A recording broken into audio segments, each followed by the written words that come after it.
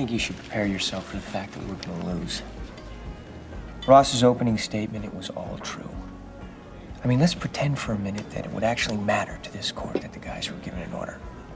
I can't prove it ever happened. We'll keep doing what we're doing and we'll put on a show, but at the end of the day, all we have is a testimony of two people accused of murder.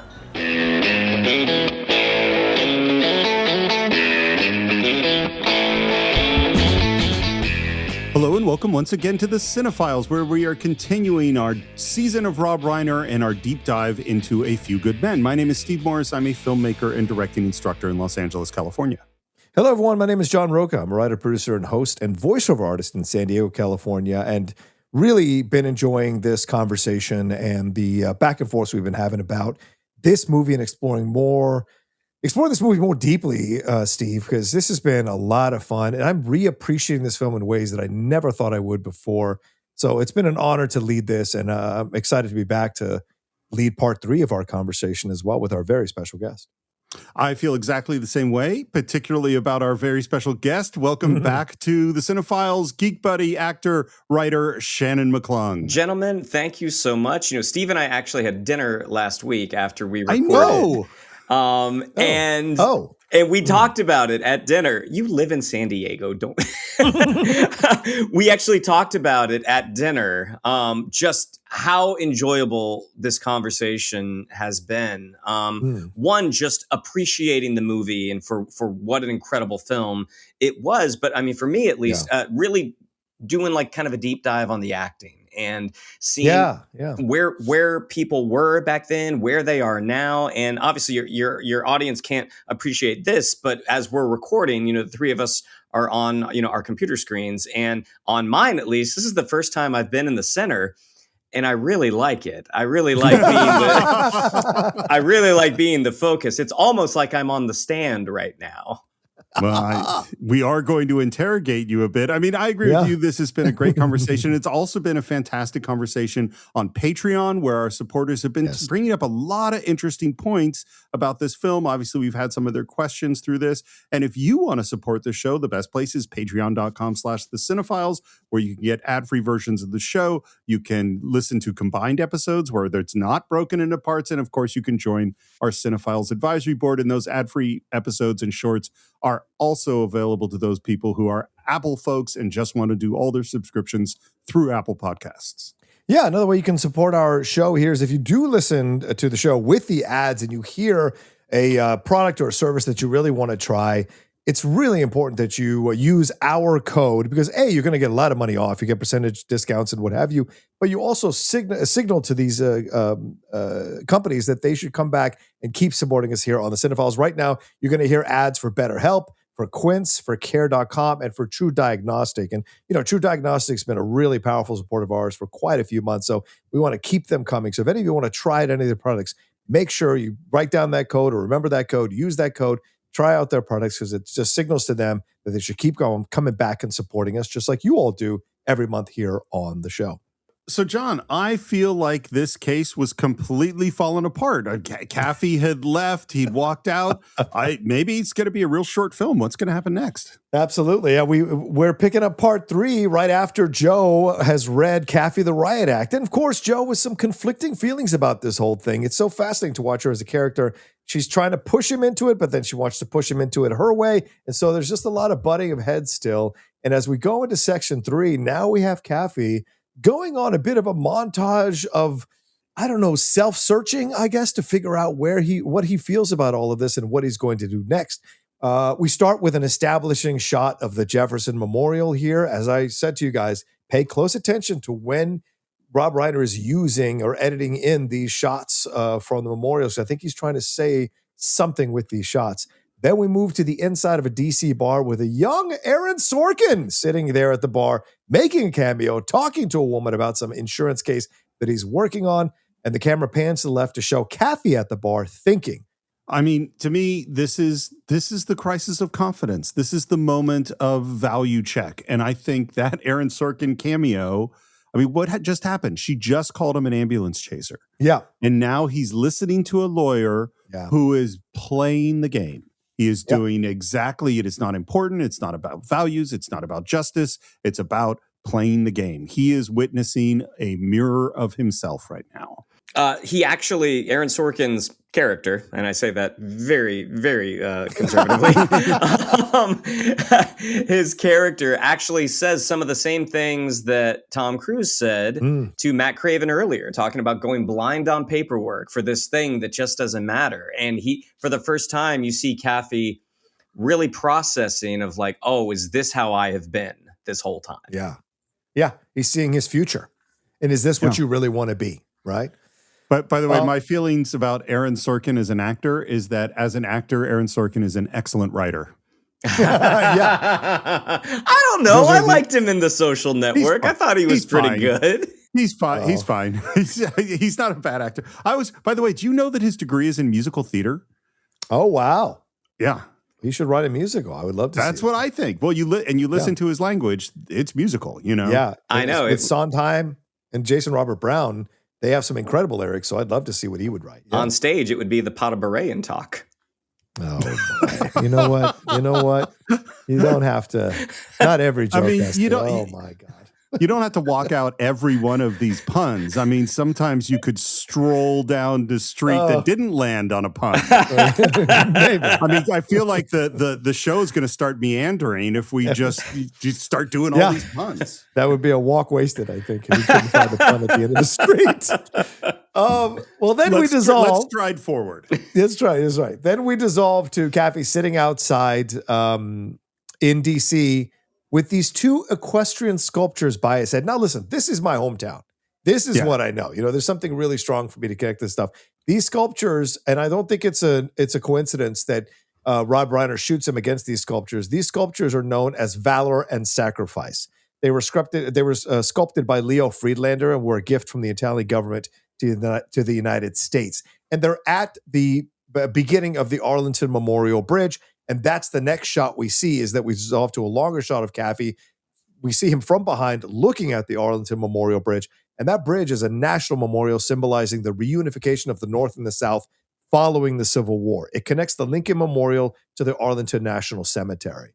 So I think there's something powerful in that people sacrificing for the greater good, people wanting to fight for justice and fight for what's good in the world. I think there's just connections to all of that in these shots that we're seeing. And I also think Kaffee is grasping the importance of the role he might have to play here in this situation with these two gentlemen and the military, respecting the military. Totally. And the reference to, they're thinking about Mr. Smith Goes to Washington. I mean, they just have to be. Sure. I mean, this is Jimmy Stewart going to the Lincoln Memorial and all those things that happen. Yeah. It's so clearly that. I did mention I watched Frank Capra's You Can't Take It With You last night, a movie I highly recommend for people who are feeling down. And I think it's not surprising that where does Sorkin and Reiner go next to their most Capra-esque movie, which is The American President. Yeah, good point. Now we dissolve to the morning and we move to the inside of the courthouse. Dawson and Downey are sitting stone-faced as Sam, Joe, and Ross wait for Kaffee to appear. After a few beats, Kaffee walks in, kind of strides in, I would say, and the court is called into session with Judge Julius Alexander Randolph presiding, and he is being played by the great character actor and local character actor, J.A. Preston. He is a delight. And, he falls into the category that I love, which is the actors that have made their bones, paid their dues, acted, working actors over long periods of times, like our guest Shannon McClung. I really respect that. And his career goes all the way back to Good Times and shows like that in the 70s. He's in Hill Street Blues. He's in Contact, Air Force One, The A-Team, Law and Order, of course, and a movie that I know, John, you love as much as I do. And this is where I think of him is Remo Williams, The Adventure Begins. Yes, I was going to bring that up. Absolutely. He's great in Remo Williams.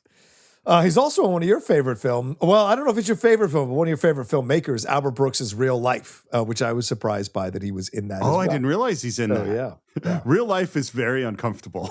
Yes, but it's really good. Does the defense wish to enter a plea? And Kaffee waits just the slightest moment, which I don't know how you guys feel about this moment, but he doesn't just get up and say not guilty. He actually waits just the slightest moment. And it makes me think that he hasn't quite made up his mind yet. And then finally, he stands up and says, "Yeah, they're not guilty." Yeah. as if it's a pretty casual response, and then says not guilty. It's a fascinating moment, just this half a beat before he jumps up. And I do believe in my mind that it's him going, okay, I'm a yes or no, yes or no, yes or no. Okay, yes. And I just think that's what happens in that moment. What do you guys think about that half a beat before he stands up? I love your theory. I hadn't actually considered that he hadn't made his decision until that moment. But when he stands, he said, yeah, they're not guilty. Not just not guilty, they're not guilty. I mean, and that is the first sense that I feel like we as an audience get, that Kaffee has not only made his decision, he is on his client's side for the first time. Yeah. I totally agree with you, John. I think the moment is great. And I think that I'm sure you've had this where there was some really difficult decision. Oh, yeah. And you made you like the night before, you went, you know what, this is the right thing to do. I'm going to do this thing. And then you get up the next morning, you're like, all right, I made that decision. Am I really going to do this? And you're like, yes, that's the right thing. And you're in the car driving on the way there and you go, fuck, am I really going to do this thing? Yeah, it's the right thing. I think he's still doing that until he walked in. He's sitting down. They've asked for the plea and he's gone, am I really going to do this? Yeah. But then he does do it. That's what I think. I also think just one thing about this, not in any way, shape, or form a criticism, but there is a difference, but the difference between reality and movies. This is what works in movies. In reality, you probably should have talked to your clients and your co-counsels before you actually got up and just surprised everybody in the room. Like, but that's what's dramatic in movies. That is the correct choice. It's just not real. Yeah. And you talk about the surprise. Joe, Sam, Dawson, and Downey look at him with almost a sense of like pride or heroism in looking at him because they know he has finally taken the case, which I think is and there's a great little sound cue in that moment too that kind of makes you feel as the audience that this is a heroic moment that he's taking this stance. I really wish we would have seen the take of Galloway having the file of the lawyer she's about to recommend take over, watching her slowly place that back into her satchel. Great. You know what? That is great. And I bet if Rob Reiner, bless him, was here right now, he would say we should have done that. You should have seen it. You should have seen it before when they're waiting, and she kind of slides it out a little bit, and you see the name, and she even opens it up the envelope to see like a photo, an ID badge. So we just see a little bit, so that then he comes in and she slides it back. That would be fantastic, Shannon. I love that. It would have been great. And not to blow it out completely, but Sam sees it, and then he gives her a look like, okay, guess we don't need your guy anymore. Yeah. Yep. And Kaffee never sees it. Never. No, right. But I want to just highlight this because this is what good filmmaking is. This is this thing that happens with a collaborator. You have a writer, you have an actor, you have a director, you have an editor. Is someone has an idea and then someone adds to it and someone else adds to it, and that's how you're making movies. We talked about it all through When Harry Met Sally. We could have done it right here. So I can't shoot it down, is what you're saying. I'm not allowed to shoot it. Absolutely. No, that's part of the process too. Because I think it wouldn't have worked because Joe wants him to take the case. And later Joe says that straight up. You're the reason they can win. Right. And so I don't think she would have prepped to have another lawyer because I think she trusts that he's going to make the right decision. Like Joe's an optimist. I think Sam would have had another lawyer probably if Sam had been in Joe's position. But Joe's the optimist. But that would have worked as a funny moment, Shannon, no doubt. And it's probably Tom Hanks's face, which would have been perfect. And you, John, have just proven the point I'm trying to make because this is exactly the conversation we would have had if we were making this movie. Yeah. True. Like you would have said that, and then we'd say, okay, and then we'd try to balance it out, and we'd make a decision. Find that middle. Yeah.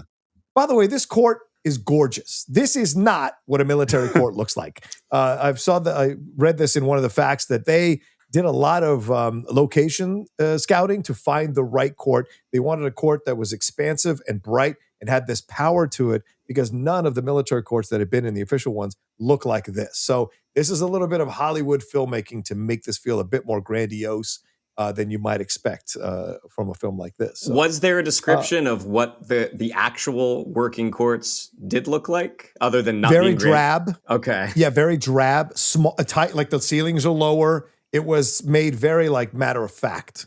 And so it was more a matter of that because it's not meant for you to be in that court for a long time. It's meant for you to be in and out these military courts. So they don't really make it for your pleasure. That would have been the black box production. Why does a lieutenant junior grade with 9 months experience and a track record for plea bargaining get assigned a murder case? Would it be so that it never sees the inside of a courtroom? And I think this is a great moment for him. And it answers the question that they have silently been asking. Why did he finally decide to take the case? And we as an audience, if you haven't figured this out yet, we as an audience are like, oh, I hadn't thought of it that way. Wow, he really understood that he was being used by the system itself so that they thought, so they could push this case away and get it out the door as quickly as possible. Couple of things about this moment. One is that what's interesting is, so we still haven't fully hooked Kaffee's ethical sense, his moral sense, his sense of justice. Right. This is still the gamesman because he goes, wait, there's some other thing going on. Yeah. And that thing is important. And I'm not saying he's not just intrigued by it. The other thing I actually think this particular thread, which is the conspiracy thread, there's something bigger going on, is the weakest thing in the movie. I don't think it really quite works. I don't think it quite holds up because I'm like, well, does Jack know? Like that to imply that Kaffee was assigned because they wanted this thing to disappear implies that they know that there's something going on with Jessup, and somehow from Jessup that went to the Judge Advocate General's office to lead to Kaffee getting assigned and all these things happening. And it also relates to the Markinson plot, which is also the part of the movie where I go, wait, exactly what's going on? I think the trial plot, the Kaffee plot, Jessup, all that stuff is working great. This thread is fine. I don't bump on it horribly, but I don't think it holds up quite perfectly. Interesting. Like I do agree with, and we'll talk about it when we get there with Markinson, but in terms of the pseudo conspiracy, I don't know. I just think Markinson's dialogue later about Jessup, like you don't get to his position without learning how to sidestep some landmines. And I also, think I'm easy to leave it at that. Yeah, and also doesn't Ross say like they've got this guy lined up to be the National Security Council guy, so they don't want to have any kind of damage around this guy, so they want to get this done and over with and shove it away. So we'll pick a guy who's not going to care because he's never shown that he's cared about these clients. That all makes total sense. It's sort of like, well, what happened after Santiago died that led that the chain of command realized and Jag realized that they had to do this thing to protect Jessup. And if Jessup is a person, because that means Jessup had to tell somebody that's outside of Gitmo.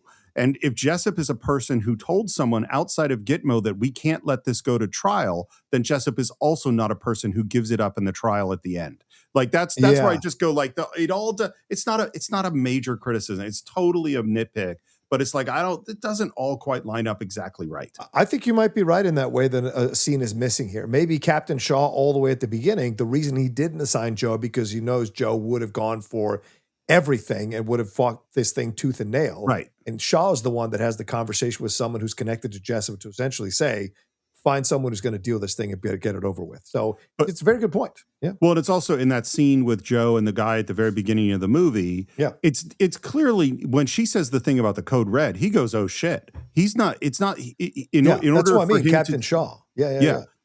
So in order for it, you're totally right. I think we're just saying the same thing. In order for it to work, that reaction wasn't the correct reaction in that scene. Good point. Good point. Yeah. And before Joe or Sam can answer Kaffee's self-inquiry, we hear the hero music swell and Kaffee quickly launches into the game plan. We'll work out of my apartment every night, 7 o'clock. Joe, before you come overnight, pick up a carton of legal pads, half a dozen boxes of red pens, half a dozen boxes of black pens. Sam, get a couple of desk lamps. I need you to start on a preliminary medical profile. And Joe, we need all the proficiency and conduct reports on Dawson, Downey, and Santiago. The only thing I have to eat is Yoo-Hoo and Cocoa Puffs, so if you want anything else, bring it with you. Okay? Yeah. That's pretty powerful there from her. She's excited now. He's on the case. Well, this is Maverick has just gotten in the cockpit. Like we finally see why this guy is so good at what he does. 100% works. Great moment. Super dramatic. You want to know what my note says here? I wrote, he treats her like a fucking secretary. I mean, it is like, go get me, she's a lieutenant commander who outranks him. And he says, go get me some pens and some, notepads and stuff. It's so disrespectful. I mean, he does it to Sam too, though. Yeah. Absolutely. And he's probably smarting. And he's probably smarting from her reading him the riot act last night. So oh, totally. But then Kaffee stops before he fully walks out, turns around. I think this is a great button on the scene, on this moment, and says, "So this is what a courtroom looks like." It's that confident, swagger, cocky guy in his late 20s, early 30s, who is like, he feels confident that he can handle this thing now. And no one delivers lines like this better than Tom Cruise. No one I've ever seen in the history of film. It's just perfect. I'm with you. Totally. Now my head is only going to like disrespectful buttons to this. After there's a few. Ballpoint, not felt. So we cut to Kaffee's apartment. He opens up a Yoo-hoo and asks Sam, "Were you able to speak to your friend at the NIS?" Yeah. She said if Markinson doesn't want to be found, we're not going to find him. She said I could be Markinson and you wouldn't know it. Are you Markinson? No. I'm not Markinson. That's two down. I love that beat. I think that's just really funny. Kaffee sits down and Sam has an exchange with Kaffee about staying on the case. We went from humor into something a little more that's been bubbling under the surface here with Sam, which I think is great. Again, these films work. People always give me shit because I like to give the other actors in the film, you have to give them levels. It matters. They were following orders, Sam. An illegal order. You think Dawson and Downey knew it was an illegal order? It doesn't matter what they knew. Any decent human being would have refused. They're not permitted to question orders. I mean, any decent human being would have refused. Like, this is I actually don't agree with Sam, actually. Well, you know what it is? Let me put it a different way. I do not see humans as black and white. I see humans as filled with gray, and one can be decent in a myriad of ways and do things that I don't like in other ways, and that doesn't make me say you're not a decent human being. Dawson, I think there were lots of code reds, by the way. I don't think this was a rare occurrence at all. And Dawson, as we'll hear later from Noah Wyle, has seen them work many times. Yeah. And so just the statement, no decent human being would take that order, I'm like, well, I don't know if I feel the way Sam feels. Yeah, and again, not that we need to keep beating up on Jason Alexander, but I mean, I think this is why the casting of Kevin Pollak. He can afford it. 9 years of Seinfeld, he's fine. This is where the casting of Kevin Pollak works so well. There is a vulnerability and kind of to what John had pointed out earlier in our previous episode about the idea that Sam growing up may have been picked on. And that's on full display here. It's like any decent person would have said no to this. Well, definitely yes, but that's the personal reason. It's also Sam is Jewish. I mean, there is this is something that people don't talk about very much. There is a reason why many of the freedom riders and the civil rights attorneys and the people fighting for civil rights and free speech in the 60s were Jews. And that is because they are the children or the people who grew up in the wake of the Holocaust. So they grew up in the world of this is what happens when the strong attacks the weak, when people who attack people or hurt people that are defenseless. And so there is a strong, strong Jewish tradition, particularly in that era, of we need to fight for the weak. And that is who Sam Weinberg is. That's what he believes. Steve, that's an excellent point. And if you attach these lines, Dawson and Downey knew it was in legal order. It doesn't matter what they knew. Any decent human being would have refused because, I don't have to tell you, you know this, having studied the Holocaust and being Jewish, like the idea of following orders. That is a massive deal. We just had that controversy that went on with some of the members of the Democratic Party who had that video. However you feel about that video, that they were essentially saying that the military does not have to follow illegal orders. The idea of orders, following orders as an excuse for doing these things, it's still a very hot button situation for a lot of people. Yeah, that's why I like. So what's interesting, I just said two what could say are completely opposite things. One is I disagree with Sam that it's not necessarily true that Dawson is not a decent person. I actually think Dawson is a decent person who did an indecent thing. But then I, right after that, talked about how Jewish attorneys and Sam Weinberg believe in defending the weak against forces. And you brought up, we both talked about the Holocaust and what following orders means. And those are both sides of this issue. And that is why I like this movie. What are the magic words? I give orders every day. Nobody follows. We have softball games and marching bands. They work at a place where you have to wear camouflage or you might get shot. This is amazing to see Kaffee defending Dawson and Downey when he was just trying to deal them out.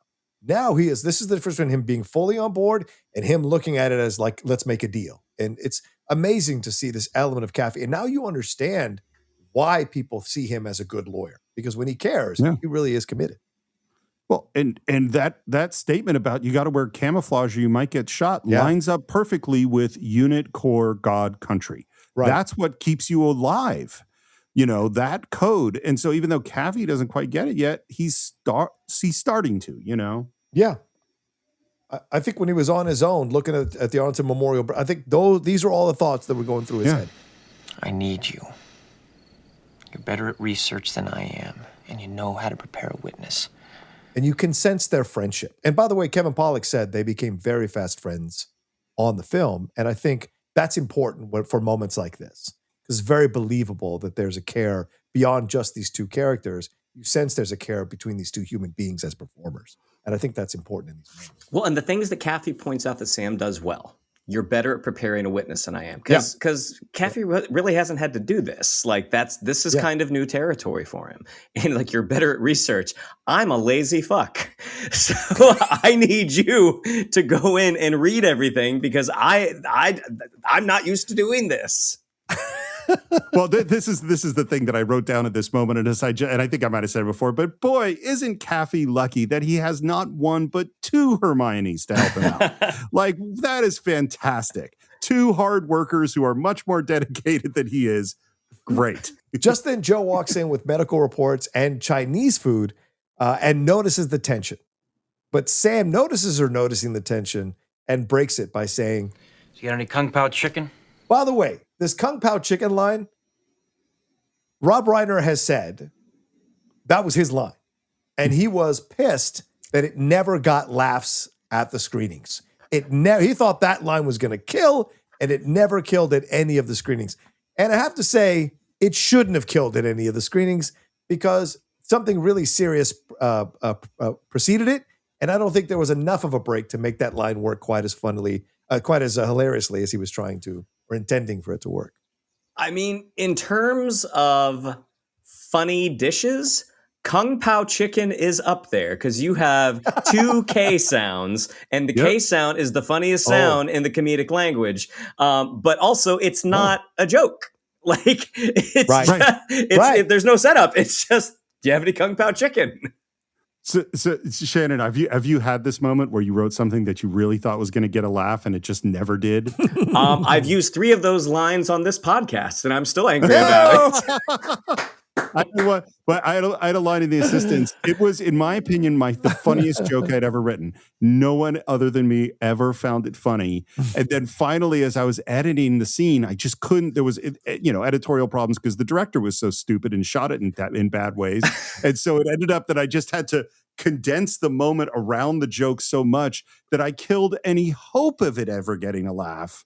And it was just, it's still down in my head. I'm like, I really think that's funny. And nobody ever found it funny. There was a show that I had written on, which will go nameless because both of you know, I won't say who the showrunner was, but I wrote a line that I'm like, this is a hilarious line. And I saw that in the rewrite that I did not do, that it had been changed. I'm like, you've ruined it. And then when it got recorded, it didn't get a laugh. And I'm like, I knew it. Yeah. It's the worst. When you know, you know. We cut to a chalkboard as Kaffee lays out the defense while the camera pans around the room to Sam and Joe. This is our defense. Intent. No one can prove there is poison on the rag. Code red. They're common and accepted in Guantanamo Bay. The order. A, Kendrick gave it. B, they had no choice but to follow it. This is a very well-structured screenplay. Mm-hmm. And now we know what the next thing is. And this is the montage leading into battle. You know what I mean? Yeah. Like, this is the setup montage. It's all well done. And now, as you said, we go into a montage of Joe on the phone trying to find Markinson. Kaffee and Sam playing lawyer and witness to work out the questioning. Sam, Joe, and Kaffee preparing Downey to testify.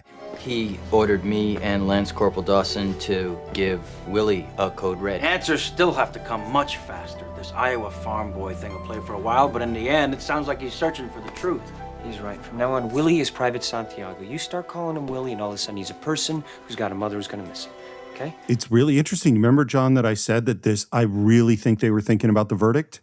This is all stuff from the verdict because we have the training the witnesses. Yeah. So we're training the doctor. And what's really interesting, where they're training the doctor in the verdict, they specifically tell him to refer to the patient by name because they want to demonstrate that he cares about the patient and it's really a person. Yep. Here they make the exact opposite decision with Downey. Don't refer to him by the name. And also we have Kaffee stumbling into asking the witness the wrong question, which is another thing that we'll see Paul Newman do in the actual trial. And so I really think, I'm certain that in those 8 months that Sorkin and Reiner were working on this, they totally screened the verdict probably multiple times. I can see that for sure.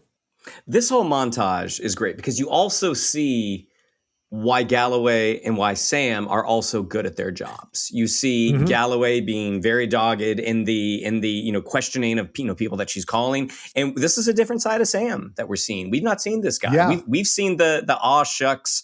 I'm the best friend. I'm the sidekick with no responsibilities whatsoever. But when he's grilling about how Downey is testifying, he is very focused. He is very intentional, and so you actually see, as I think you pointed out before, Johnny, how the team hadn't come together. Now we're watching the team come together. This is the Hoosiers moment where they all, like, after he gets saved at the town hall meeting, Chitwood shows up. This is a da-da-da-da-da-da when they're all like playing the different games. This is them all coming together for sure. Don't flinch in front of the court members. Something doesn't go our way, don't hang your head, don't shift in your seat, don't scribble furiously. Whatever happens, you have to look like it's exactly what you knew was going to happen. So this is, I love this. The montage leading to this moment, because you guys have been really hard on Kaffee. I'm not as hard on Kaffee, but maybe that's because I like other people to do research. But I'm not as hard on Kaffee. him sitting down and looking at them, this is where Kaffee lives and breathes. And this is where he takes over and looks at them and says to them, like, you've got to be ready for what's coming. Do not betray anything, which I think is a great seed for what we're going to see later when Joe does that strenuously object moment. I think this is a great planting of the seed for what we're going to see later. Well, and the intensity of Tom Cruise in that moment, that, poker facers, I'm like, oh, this is a young Les Grossman that we're actually watching right now. I mean, I think that this is why Kaffee is in charge. As much as I will bitch about it, as much as I'm not going to back off on the position, but he is the captain of the team. Joe and Sam do not actually have that skill. I think if you watch Cal football, he's a head coach. Those two, Joe and Sam, are the offensive coordinator, defensive coordinator. They do all that work, but he is the head coach. He gets the team going in a certain direction. And so that's what you see there. But, I take your points about research, of course, fairly. He's also the quarterback on the field. You know that too. Yeah. Yes, 100%. Danny, I know what you're going to say. You don't have to. We've had our differences. I said some things I didn't mean. You said some things you didn't mean. But you're happy that I stuck with the case. And if you've gained a certain respect for me over the last 3 weeks, well, of course, I'm happy about that. But we don't have to make a whole big deal out of it. You like me, I won't make you say it. And there's this pause. And Joe says, I was just going to tell you to wear matching socks tomorrow. Okay. Good tip. A, hilarious. Yes, very. Love it. B, is that what she was going to say? I don't know, because she does take him out on a quote-unquote pseudo date later in the film, for sure. I find the pseudo date really weird, but I actually bet she was about to say pretty much a version of what Kaffee said and then switched. That's kind of what I think. Agreed. I don't think her original statement had anything to do with magical footwear. We're ready. Better believe it. We are on board. If you're watching this for the first time, you're like, hell yeah, let's go. We're going to get this thing done. And he closes the door, turns to his right and says, we're going to get creamed. And that's great. Just like a great moment. A great moment. Well, it's it's funny because you're right about Hoosiers. I hadn't thought about it in quite this way, but there is a connection between the trial movie and the sports movie in this sense. Totally. Like this is the team, they're training. We have our training montage. We're going to go in against the big unbeatable thing, and we're going to get creamed. I mean, it's just great, Yeah. Well, I will say this. I think Shannon brought this up in part one, so I'll reiterate it. An unnamed executive gave Aaron Sorkin a note after they read the script and said, if Tom Cruise and Demi Moore aren't going to sleep with each other, why is Demi Moore's character a woman? He responded. Okay. Go on. Yeah, this is what Sorkin said. I said the obvious answer. Women have purposes other than to sleep with Tom Cruise, you know. He claimed that Sorkin said the incident was the worst experience he ever had as a screenwriter. Dealing with that executive. So just to let you know, man, that was only a couple of 2 or 3 decades ago. That kind of Neanderthal-like thinking about it. That's how it was back then. So when you hear actresses talk about how tough it was, they're not fucking lying. You know, it was a tough time. I mean, that statement, the totality, the tonnage of misogyny encapsulated in that statement. He essentially said, if she isn't there for sex, what purpose could a woman serve in this movie? Yes. Women can't possibly serve any other purpose other than to be sexual objects. He said the quiet part out loud as a note to one of the great screenwriters of all time. Oh, God damn, that makes me angry. So that was not me who brought that up. So I don't want to take credit for it, but my goodness. Okay. I mean, when you look, oh my gosh, the fact that Galloway is a woman, she has to be like, that's, I actually can't wrap my head around an adequate response to such a stupid note.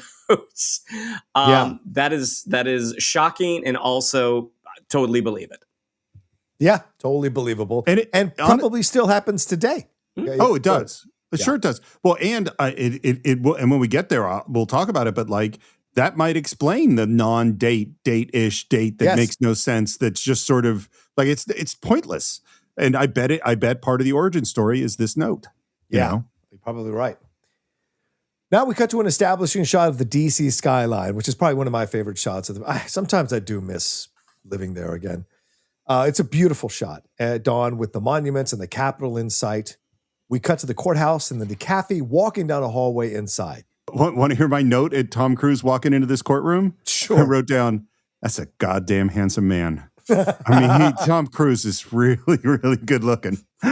Well, this good-looking Kaffee is met immediately by Dawson's parents, who we have not seen or heard from at all, not even mentioned in this movie. We at least got an Aunt Jenny mentioned before this. You are going to save our son, aren't you? I'll do my best. And there's no more interactions with Dawson's parents after this moment, which I think is a bit of a letdown from the movie. Joe then introduces him to Aunt Jenny. Your Aunt Jenny? Uh-huh. I'm sorry. I was expecting someone older. So was I. And I wrote here, Shannon, zinger! The So Was I is great. It's great. By the way, Aunt Jenny is played by Rob Reiner's sister-in-law, Maude Winchester. She's in several Rob Reiner-y things because she's in North, she's in Seinfeld, The American President, also in Birdie, and Dracula Dead and Loving It. The addition, because I'm fairly certain Dawson's parents and Downey's Aunt Jenny, I'm fairly certain they are not in the play. There are all of these additions that they did make for the movie.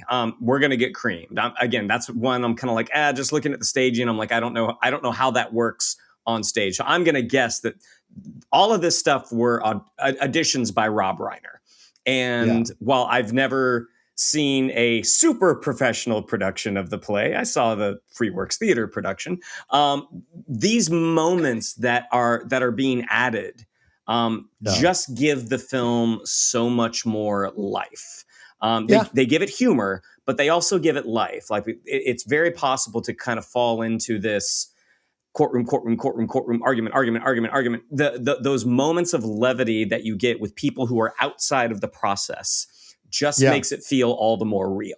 Yeah, and I've created fan fiction in my head that Kaffee and Aunt Jenny get together as he goes to visit Downey multiple times, and they have a romance. That would be the sequel. Wow. To the I just have a feeling because there's the look on Kaffee's face when he's introduced to her. He's attracted to her immediately, and you can tell. And so I think there was something that could possibly happen between them. What's cool in the story is that the part of the plot is whether or not he's going to adopt Ginny's girl, and the movie is called A Few Good Men and a Half.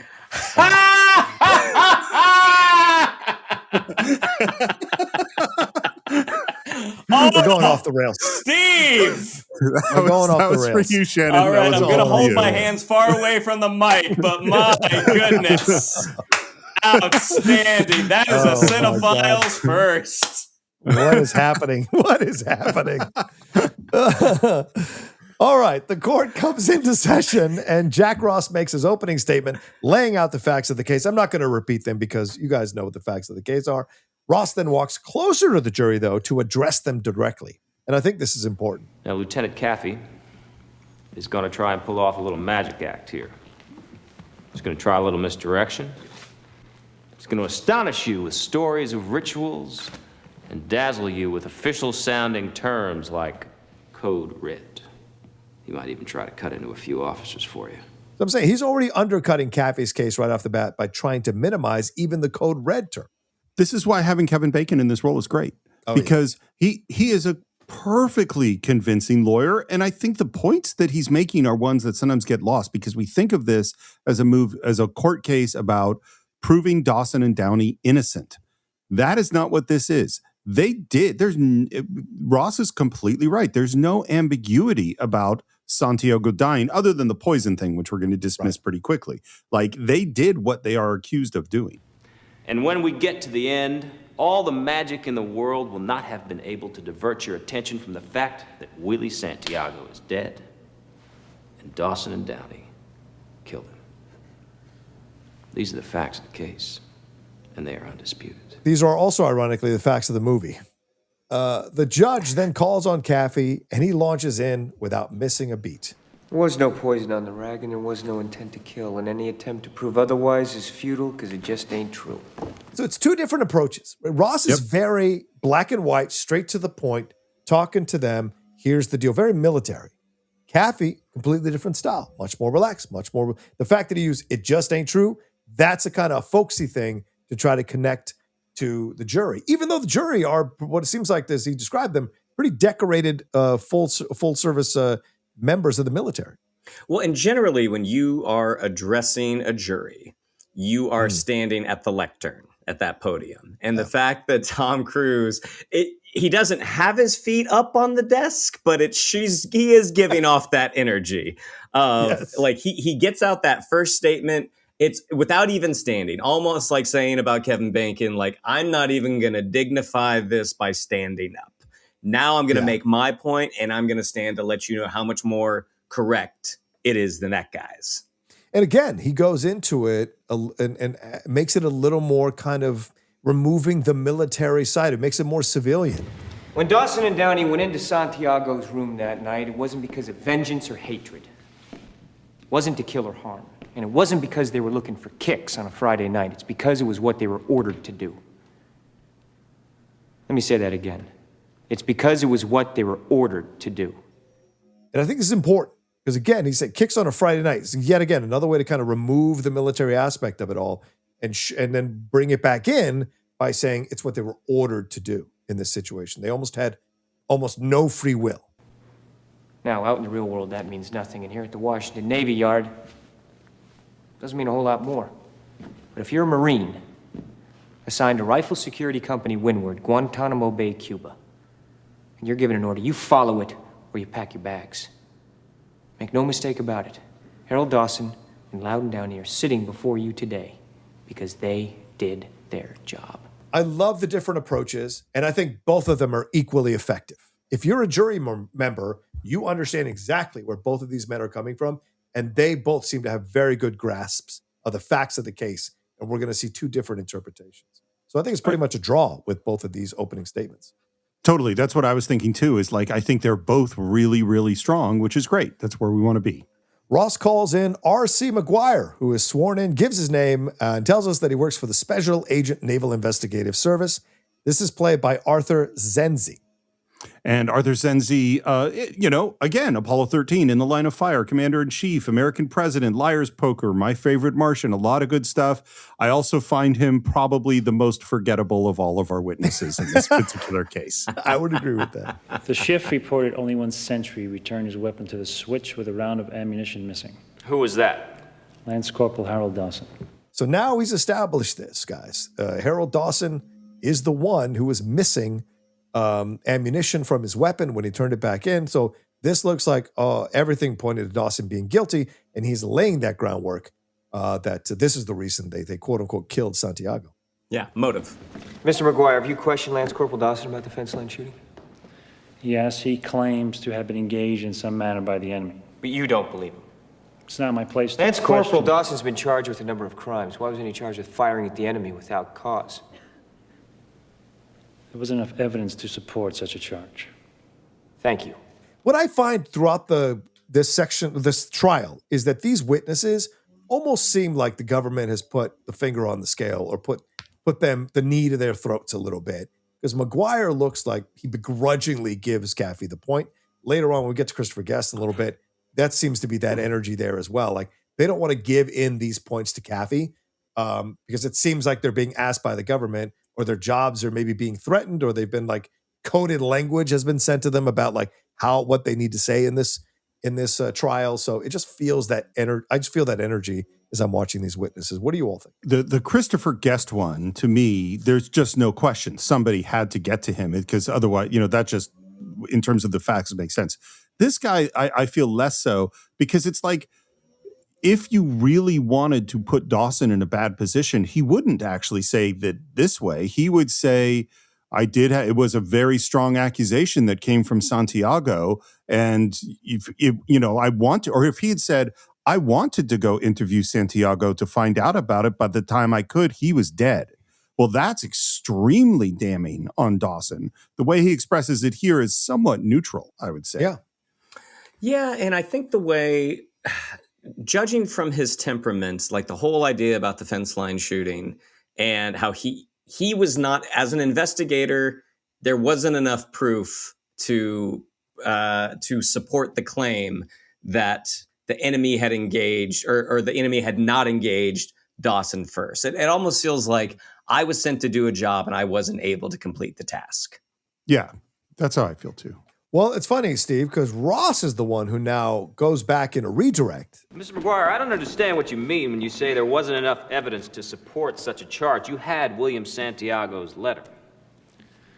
Santiago was the only eyewitness. I never had the chance to interview him, so I don't know what he saw. We cut to Kaffee trying to hide the loss of that particular point in that moment.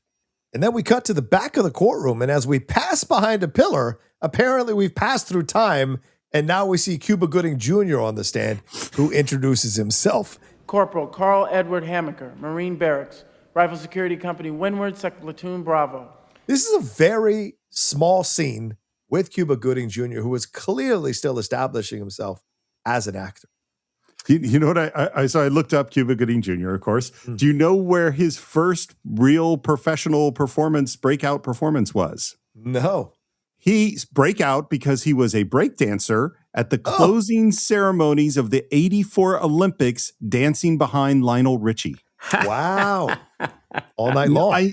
I never knew that. And of course, he's coming up, as you said, right around here is Gladiator that we already talked about with James Marshall, Boys in the Hood, of course. And it's 4 years from now that we get to Jerry Maguire. And I think, to me, in my mind, Cuba Gooding Jr.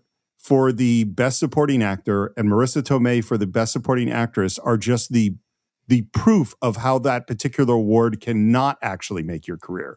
True. Cuba does a bunch of stuff, but it's an odd career, Mr. Cuba Gooding Jr. Whenever situations like this, where you have a superstar like Tom Cruise and someone like Cuba Gooding Jr., who was a working actor at this point, had been in a decent amount of stuff, and then you see them working together 4 years later, I always wonder, because Tom Cruise is generally, I think he was probably a producer on Jerry Maguire. Did Cuba Gooding Jr. make an impression on him? Or was it just happenstance that he's like, oh yeah, we've worked together before? Is it just kind of, Yeah, I like to think that Tom Cruise saw something in Cuba Gooding Jr. and was like, I like that guy. I want to do something with him again. But it could just be circumstance.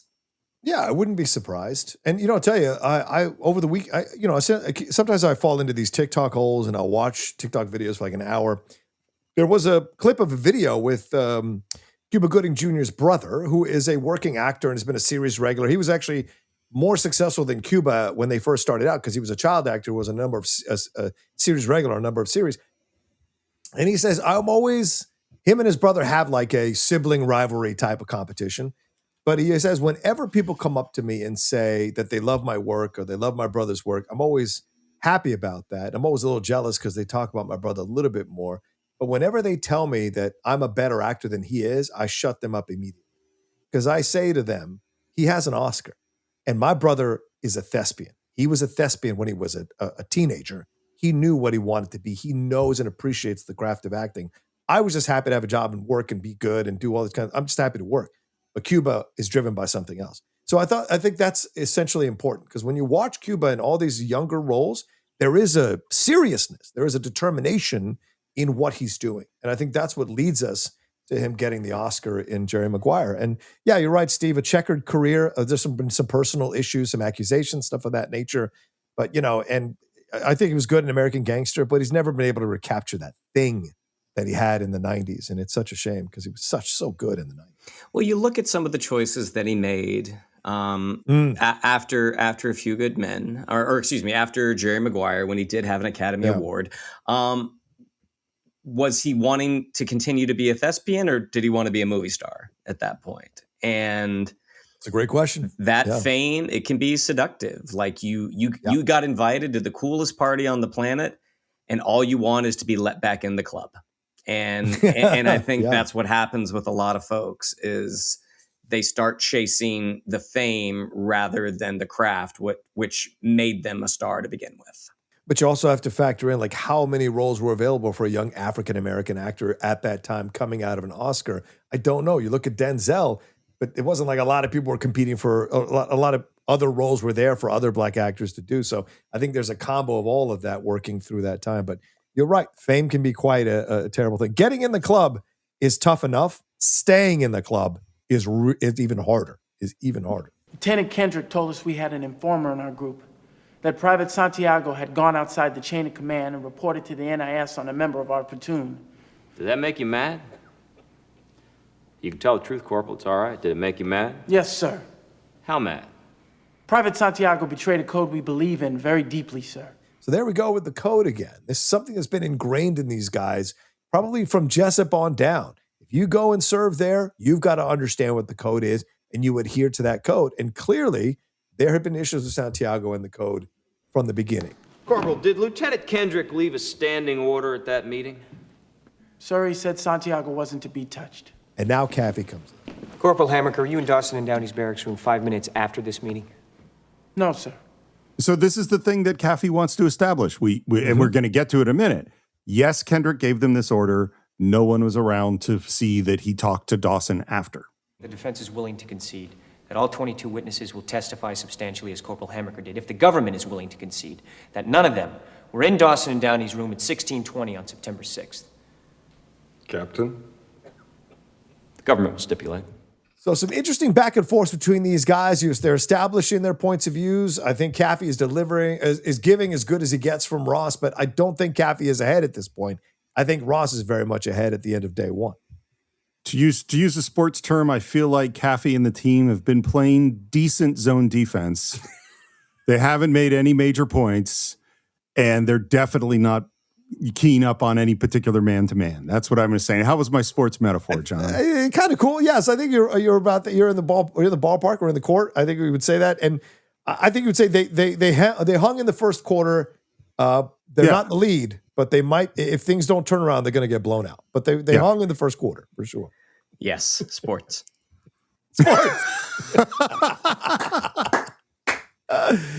We cut to Sam and Joe in his apartment, and they want to go over the doctor again. Listen to me. 3 o'clock, Stone says he doesn't know what killed Santiago. Then he meets with Jessup, and at 5 o'clock he says it was poison. The doctor's not telling the truth. So we're establishing again how adamant she is about the doctor thing, because this is, again, laying that seed for what she's going to do later in that strenuous objection stuff. But she clearly thinks this all hangs on the doctor. And she's one of these people that believes, like, the doctor is lying. I know he's lying. We're going to get him to tell us the truth.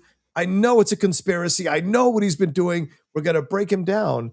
And Kaffee is trying to temper her expectations because he understands the reality a little bit more. And she's caught up in the idealism of this. And I think it's a great battle between them throughout the movie. You know? Because it doesn't matter what he believes. It only matters what he can prove. Exactly. He knows the law. Yeah, right. I was legitimately going to say the same thing, but Steve got there first.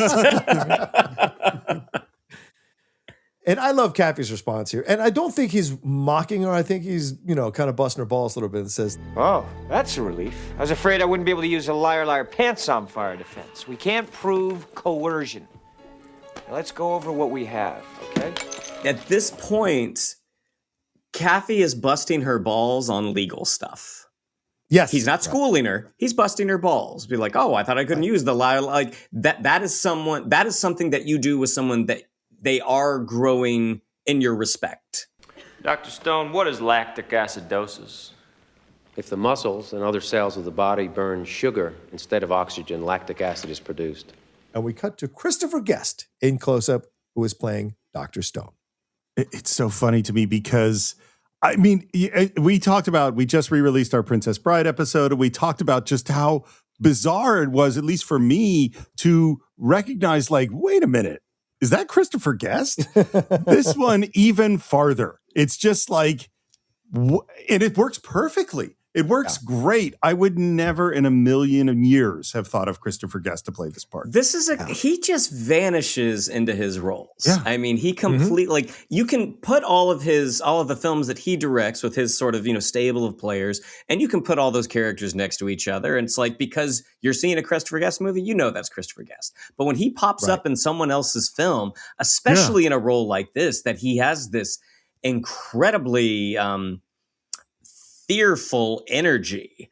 It's like, who is this guy? And then it's only afterwards that you realize, oh, that's the guy from Spinal Tap who wants the speakers to go to 11. I don't know that I've ever bought him believably in dramatic roles. I think he's perfectly fine here, but I don't 100% believe him. So I will say that. But I think he's an incredible performer, but I don't 100% believe him. Yeah. I'm kind of with you, but it's what's weird about this role is I don't know that I'm supposed to, like, he's playing a character who we know is lying. Yeah. And we don't know why he's lying or what got to him or where there is an oddness and a discomfort. Like you said, kind of fearful. There's just a offness to the performance. And I can't tell if that's a good thing or if that's what you're saying about Christopher Guest in dramatic roles. But it's a little off. I think you make a good point because you can make a case in your head canon that they know whoever was in charge of like trying to rig this trial sat Stone down and said, if I look at all the facts here, this doesn't look good for you. This doesn't look good for you. If you want to stay the doctor, if you want to keep that money you've been making, keep that house you're living in, keep the rank you've got, I think there's some things you need to say here in the trial that might help your situation and be on our side about it. Because you're right, Steve. He's nervous as he answers all of these questions. And what caused this process to be sped up in Santiago's muscles? An ingested poison of some kind. Your Honor, we object at this point. The witness is speculating. Commander Stone is an expert medical witness. In this courtroom, his opinion is not considered speculation. Commander Stone is an internist, not a criminologist, and the medical facts here are ultimately inconclusive. I think this is the weakest part of the overarching military conspiracy to put Dawson and Downey away. Because the thing is like, first of all, if this were a real trial, Kaffee would go in and get his own medical expert. That's true. And have him look at and say, because this idea, because what's happening here, what they're trying to do is the difference is between we assaulted Santiago. That's not in dispute. We did this as a code red. We were going to shave his head. And during that process, he died. That's all true. By saying it's poison, that means it's first degree murder. That means they actively went out. They found poison, with the direct intent to kill Santiago. Yeah. That's a long leap to get to. And there's nothing, like he says, there are all sorts of undetectable poisons that this could have been. It's like, well, did Dawson and Downey have access to those poison? Do you have any way that they got the poison? How did they distribute the poison? When did they make the decision? I mean, there's all this stuff. It's just a super weak argument, And so I actually think it draws, if in fact Jessup called up the doctor and said, you have to pretend that this is poison, I think this is one more of Jessup's terrible moves, because it actually draws more attention to this issue rather than just going, if they just said, yeah, they went and did a code red and Santiago died accidentally, then that's it. We're done. You know what I mean? Yeah. But that's not what they're trying to go for. They're going for murder. Which is what Ross had told him at the basketball court. Kaffee knows if we're going all the way. We're going to toss in all this stuff into it. And clearly this is what they're trying to do, to try to bias the jurors against Dawson and Downey to vote for murder. Yep. And completely clear. It's that we could have negotiated something down. It would have been fine. There's a little blame on both sides. But if we're going to go all the way, then we're going to completely clear Jessup and completely smear Dawson and Downey. And that's what seems to be happening here. Commander, is it possible for a person to have an affliction, some sort of condition, which might also speed up the process of acidosis? And Dr. Stone hesitates on his answer. And if you notice when you watch the movie, he even sneaks a look at Ross almost for help, like he's asking for help. It's possible. What might some of those conditions be? If a person had a coronary disorder or cerebral disorder, the process would be more rapid. Now, I think this is really important because what is great about Sorkin's writing is that he can take really complex situations and boil them down to very understandable, believable facts without losing the intelligence of the situation. This is a very difficult tight wire to walk when you're writing. And I think this was what I enjoy the most about Sorkin's writing, is his ability to, I don't want to say dumb it down, but make it more understandable, even though it's very complex, and show all the layers of the complexity of a situation here. Yeah, it makes it easier to digest. Absolutely. Yep. Here's how I would put it, is that he is such a smart writer that he actually makes all of us feel smarter listening to him. Yeah. If I can understand this, I must be smart. Yeah. It's that kind of intelligence. Yeah, for sure. Commander, if I had a coronary condition and a perfectly clean rag was placed in my mouth and the rag was accidentally pushed too far down, is it possible that my cells would continue burning sugar after the rag was taken out? It would have to be a very serious condition. Is it possible to have a serious coronary condition where the initial warning signals were so mild as to escape a physician during a routine medical exam? And now you sense what Kaffee is trying to lay down here. There would still be symptoms, though. What kind of symptoms?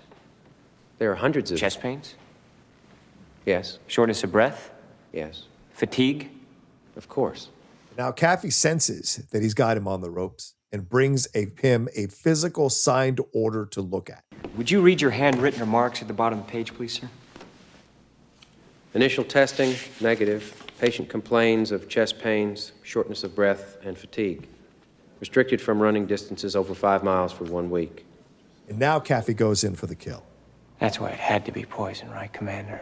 Because Lord knows if you put a man with a serious coronary condition on duty with a clean bill of health and that man died from a heart-related incident, you'd have a lot to answer for, wouldn't you, Doctor? Object. Move to strike. Kaffee has done a masterful job of undercutting the doctor's credibility and essentially calling his analysis and his diagnosis into question. This is great work by Kaffee here. Well, and there is there's a YouTube channel called Legal Eagle, and it's a lawyer who talks about the portrayal of lawyers in films, and like he'll bring other people on to sort of dissect movies. And one of them that they talk about is A Few Good Men, and he brings a real guy from JAG to talk, like a former JAG attorney, and he highlights this scene when the doctor basically, he's like, if you can get a witness to say everything you want them to say and then present material to support that, he's like, that is 100% an incredible lawyer. He's like, that's a dream scenario. He also has a lot of comments on some other things where he's just like, yeah, you don't really do that. It's like, you can't scream at a witness in a military court. So I also think it's such an example of great screenwriting, because this works partially because it's got a plant. Right at the very beginning of the movie, we hear about Santiago not keeping up with the rest of the Marines. And it's also framed in a very specific way because it's not just that it's planted perfectly to expose this doctor, which it works fantastic. I mean, essentially, it completely condemns him in the jury and for our audience and proves, I think from this point, we're never going to talk about poison again. Like we just don't, that's really not a factor. But the other thing that it does is it, in my mind at least, is that it transforms who Santiago was. Because there's a lot of talk about Santiago's not a good Marine. He's telling on people. We can't trust him. And it's like, oh, Santiago might have been really sick. Yes. And he might have actually been working harder and trying harder to keep up and expending more effort and discipline because he was so sick. And he's actually transforms him in my brain to being more possibly heroic or more of a victim. This happens in the military. I will say from my own personal experience, we had a couple of people who could not do any of the PT during basic training. Any of them couldn't accomplish the pull-ups, couldn't accomplish the push-ups, couldn't accomplish the run under the designated time. And we were told that if you don't do that, you're going to be kicked out of the military. And what happened at the end of our 6 weeks, if I remember correctly, 6 weeks of basic training? They all walked. All three of them walked in graduation. And we were like, this was a big deal for us because we had busted our asses to pass those physical requirements. And they passed three of the guys who could not pass any of the physical requirements. And that was just kind of a mind fuck for us. And so that's when I realized like this stuff, they will say or do or change anything they need to change about their rules if they have to hit numbers, if they have to hit a quota for whatever reason. And I think that's what the situation was there.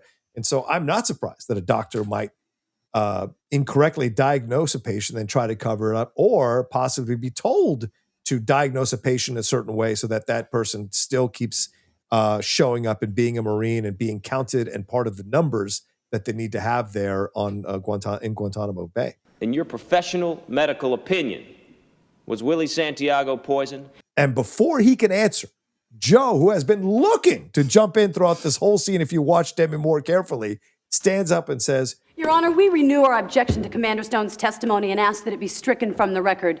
We further ask the court to instruct the court members to lend no weight to this witness's testimony. These are these moments in movies where I just cringe and don't really want to watch it again, you know? Well, and it's not just like Kaffee is stone-faced, kind of like, okay, here we go. Because he said, whatever happens, you have to not betray that it's not what you expected. Whereas the judge's reaction to her is kind of like, what are you doing? Like, you don't, shut up. I'm trying to help you right now. The objection's overruled, counsel. Your Honor, the defense strenuously objects and requests an 802 conference so that His Honor might have an opportunity to hear discussion before ruling on this objection. The objection of the defense has been heard and overruled. But Joe, as we've seen numerous times throughout the movie, she is undaunted when she gets the bit between her teeth. Just like down in Guantanamo Bay when she's having that conversation with Jessup and trying to ask about the Code Reds, she goes on and she says, "Move to reconsider." And now we cut to Sam, who is looking uncomfortable, and the judge is getting pissed. Your objection is noted. The witness is an expert, and the court will hear his opinion. And this finally shuts Joe down, and she sits down. Well, and I'm just going to make the same metaphor. There actually is a reason that you don't have Hermione's in charge, you know, because Hermione has some opinions that don't get along that well with other people. And Joe has turned off like Captain Shaw, as you mentioned before. This is part of why they don't give her these cases. Yeah. You know? Hermione is great, but the problem with Hermione is that she doesn't know how to play the game and the politics of the game. And Joe doesn't. And it's coming from a good place, an idealistic place. But this is the real world. In the real world, sometimes there's no place for idealism in some of these situations. And then the government rests. They all rise and leave the courtroom except for Kaffee, Joe, and Sam. And now Sam, of all people, lays into Joe. Objection. Overruled. No. No, I strenuously object. Oh, wow. Strenuously object, and I should take some time to reconsider. This is the Shannon McClug moment for me, by the way. I have to say, Shannon would do this 100% in a situation like this. I would see it happening. So, yeah, I agree. Like literally what I was going to say is you all have known me for a couple of decades now, more than a couple of decades for Johnny. It takes a lot to get me to break. True. It does. It takes a lot to get me to lose my temper. But then when when it gets there, then it's just the dam has broken. Just I will pop, pop, pop, pop, pop, pop, and then once it's all out and it's quiet for half a second, I'll immediately feel guilty and say, I'm sorry. I don't think I've ever been I don't think you've ever directed that at me. I kind of might have peripherally witnessed it a little bit, but mostly not. I don't like losing my temper. I don't either. Shannon prides himself on that. And thank God. I got enough people lose their temper in my life, including me. And I think Shannon's right. But I think this is important for Sam, right? Because this is great about the character of Sam. He is the slow burn. He is the simmer. He is the person who up to this point had been the go-between between Joe and Kaffee, trying to calm Joe and Daniel, have to calm them down a little bit. But now it's Sam, because now you're on Sam's turf, which is the court case and the things that are going on here. And he's upset about the fact that Joe might be tanking the case or torpedoing the case when they were still kind of in the game. And so that's why I put it. But Joe pushes back and says, I got it on the record. Yeah, you also got the court members thinking we're afraid of the doctor. You object once so they can hear us say he's not a criminologist. You keep after it the way you did, and suddenly our great cross looks like a bunch of fancy lawyer tricks. It's a difference between paper law and trial law. Sam. Christ, you even had the judge saying Stone was an expert. Sam, she made a mistake. Let's not relive it. And just like Shannon said, Sam takes that half a beat, realizes he's maybe made a mistake here, feels guilty, and says, I'm going to go call my wife. I'll see you tonight. Yep. And as Sam is walking out, Joe yells after him. Why do you hate them so much? And now we get the moment that the three of us have been talking about, that we've been building to with Sam. They beat up on a weakling. That's all they did. All right? The rest of this is just smoke-filled coffee house crap. They tortured and tormented a weaker kid. They didn't like him, so they killed him. And why? Because he couldn't run very fast. And that, I think, is a beautiful delivery. And there's real pain in that. And I don't know if this is Kevin Pollak's own pain, but I know that it is Weinberg's own pain coming through in how he's defending Santiago in this moment and what he's always been uncomfortable about with this case. When he's going at Joe at the desk, that is professional anger. Right. When he's exiting, that is emotional anger. What's so great about this line is I don't think it can be argued with.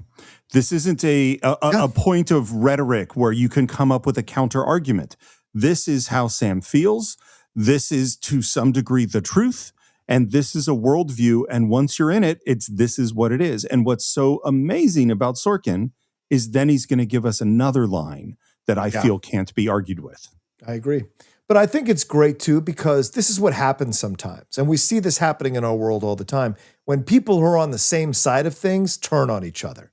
It is a danger. It is always a danger. What did Obama call it? Like a circle, something like that, a rifle circle, where you're shooting each other instead of going after the circular firing line. Do you want to? Circular firing line, yes, where you're shooting each other instead of going after the enemy because you're too busy caught up with fighting each other. Because Sam is coming from an angle of where Joe was coming from. Joe was coming to defend these guys, but Sam is mad at what they did, even though what they did was part of the situation, the rules. He still hasn't come to terms with the fact that Dawson and Downey were following orders. He still hasn't come to terms with that.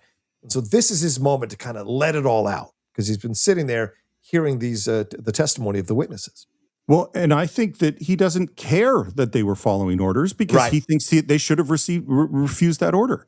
Right. He thinks that it is obvious that they should have refused it, and any failure to refuse that order is a crime on their part, and he has no sympathy for it. And again, I think that is perfectly motivatable. Take the night off. Go see your wife, see your daughter, Joe. Go do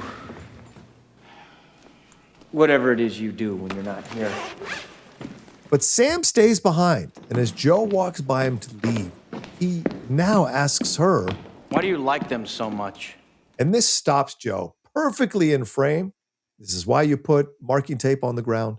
And she turns around and says, Because they stand on a wall and they say nothing's going to hurt you tonight. Not on my watch. It's amazing. Amazing moment. And this is the thing, because this is also a 100% unarguable point. It is emotional. It is right. You feel it directly and you go, yeah, that is what our military is doing. That is what these Marines at Gitmo are doing. That is literally willing to make the ultimate sacrifice. And the thing I find interesting about both of these statements is in some ways they're saying the same thing. Yes. Because both statements are about protecting the weak. Yes. And she's saying we give them slack because they are protecting the weak. And he is saying they should go to jail because they failed to protect the weak. They attacked the weak. And so and this is what I love. This is my thing. This is why I love Sorkin. This is the kind of writing I want to do, which is writing that makes you think, writing that puts you in a situation where they're not easy answers, that compels you to actually look at different sides and different perspectives. That is what I like. And that is why I admire this moment and this movie. Any thoughts on this line, Shannon? No, I'm on Sam's side. Okay. Well, that is a thought, though. But that is beyond. Yeah. I think it is a very good moment in where Sam's is all personal emotion. I think Galloway's is too, but hers is so precise. It says what she needs to say in about 10 words. Whereas it's just a lot more controlled. Whereas Sam's is just, the emotional volcano, which again, I understand. I think this is important for Joe. And I think this is an important lesson as well, which we seem to always forget. Just because someone is criticizing the institution to make it better doesn't mean they hate the institution. Joe works for internal affairs. Joe wants to call out this doctor who's lying. She wants to defend Dawson and Downey against these unfair accusations because she wants to highlight the misuse and the abuse of the people in power in this system. But it doesn't mean because she wants to highlight the abuse of people in power in the system that she hates the system, that she hates what they stand for. And I think too many people nowadays have the criticism that frustrates the piss out of me, that because you call people out on mistakes they're making, then you hate what they represent. And that's not true. I think it's important to have the balance, to love and respect the thing that you love and respect. And by the way, I'm with Joe. I love and respect the military, but I also will call out when the military is making mistakes because it shames the military. And that's what I think she's coming from, is what Jessup has done dishonors the military. And that's why she wants Dawson and Downey to be innocent and Jessup to pay for his crimes, because she believes in the military. In this moment, makes it crystal clear, as Shannon said, and concise of how she feels about this, the job that these men have down there on Guantanamo Bay, men and women.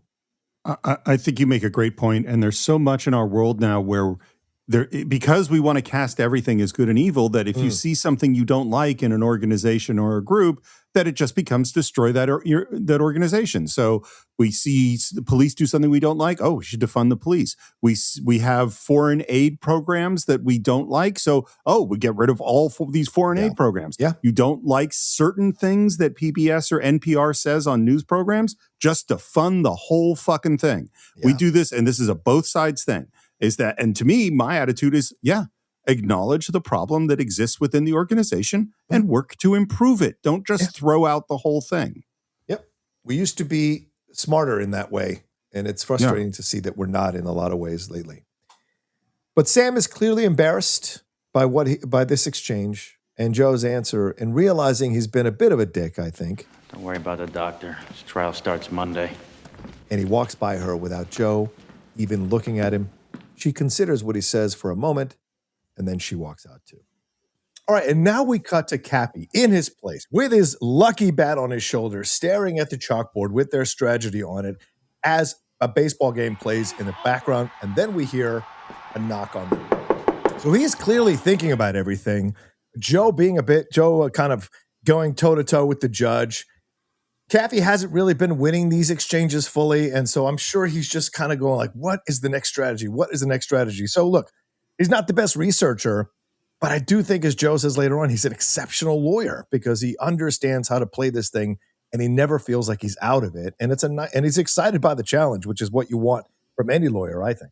The way I see where he is at this moment is, they had a good first day. They did okay. The only mess up is Joe. Right. But just that little thing, he knows that the margin is so slim, and he knows this was their easy day. It's only going to get harder from this point on. That's how I feel, where I feel he is right now. And like from an acting perspective, when someone's really good when they are thinking and they are captivating. And that is not something that is easily accomplished. Like I think about the way he has the bat, the game is on in the background, and you just see him running through things in his head, trying to figure out, is there a path to victory? Is there a path where they don't get crushed? And what follows is we get insight into what he's thinking. I'm sorry to bother you. I should have called first. And then she asks him out to dinner, which they have a funny exchange about whether it's a date or not. Sounds like you're asking me out on a date. Sounded like you were asking me on a date. I wasn't. I've been asked out on dates before, and that's what it sounded like. This harkens back to what Steve said earlier about Joe. She is not a person for small talk. There's probably a little bit of the, if I can make a case, the introverted nature to her. Like she gets to the point if she feels uncomfortable, and Kaffee is making her feel uncomfortable because him flirting with a girl is just like second nature to him. Of all the things in the movie that works so well, this feels totally tacked on and bizarre. It's not tacked on and bizarre that she feels bad about what happened in the trial and is concerned he doesn't think she's a good lawyer. That's totally motivatable, and maybe that's what was in the script before. It's the fact that it kind of gets framed really half-assedly like this might be a date, there might be attraction, when that hasn't been in the movie at all. I don't know. I mean, how do you guys respond to it? To me, it just feels weird. It doesn't quite work. What do you think? Well, it never bumped me. Like looking at it from the perspective of someone who has seen the movie so many times, for me, from a storytelling angle, it seems more like a little bit of a pressure release, in that things have been very high stakes inside the courtroom. They are about to become even more high stakes, and that this was just a moment, a moment of levity where you do get this sort of awkward interaction. I don't think she came over there to ask him out on a date. I think she feels bad about what happened, and she's trying to not apologize, but she's trying to explain her actions in her way. And it's like, maybe if we could just sit down and have something to eat. And you see that they are having a good time when we cut over to the restaurant. So I understand your perspective, even though that's not really how I see it.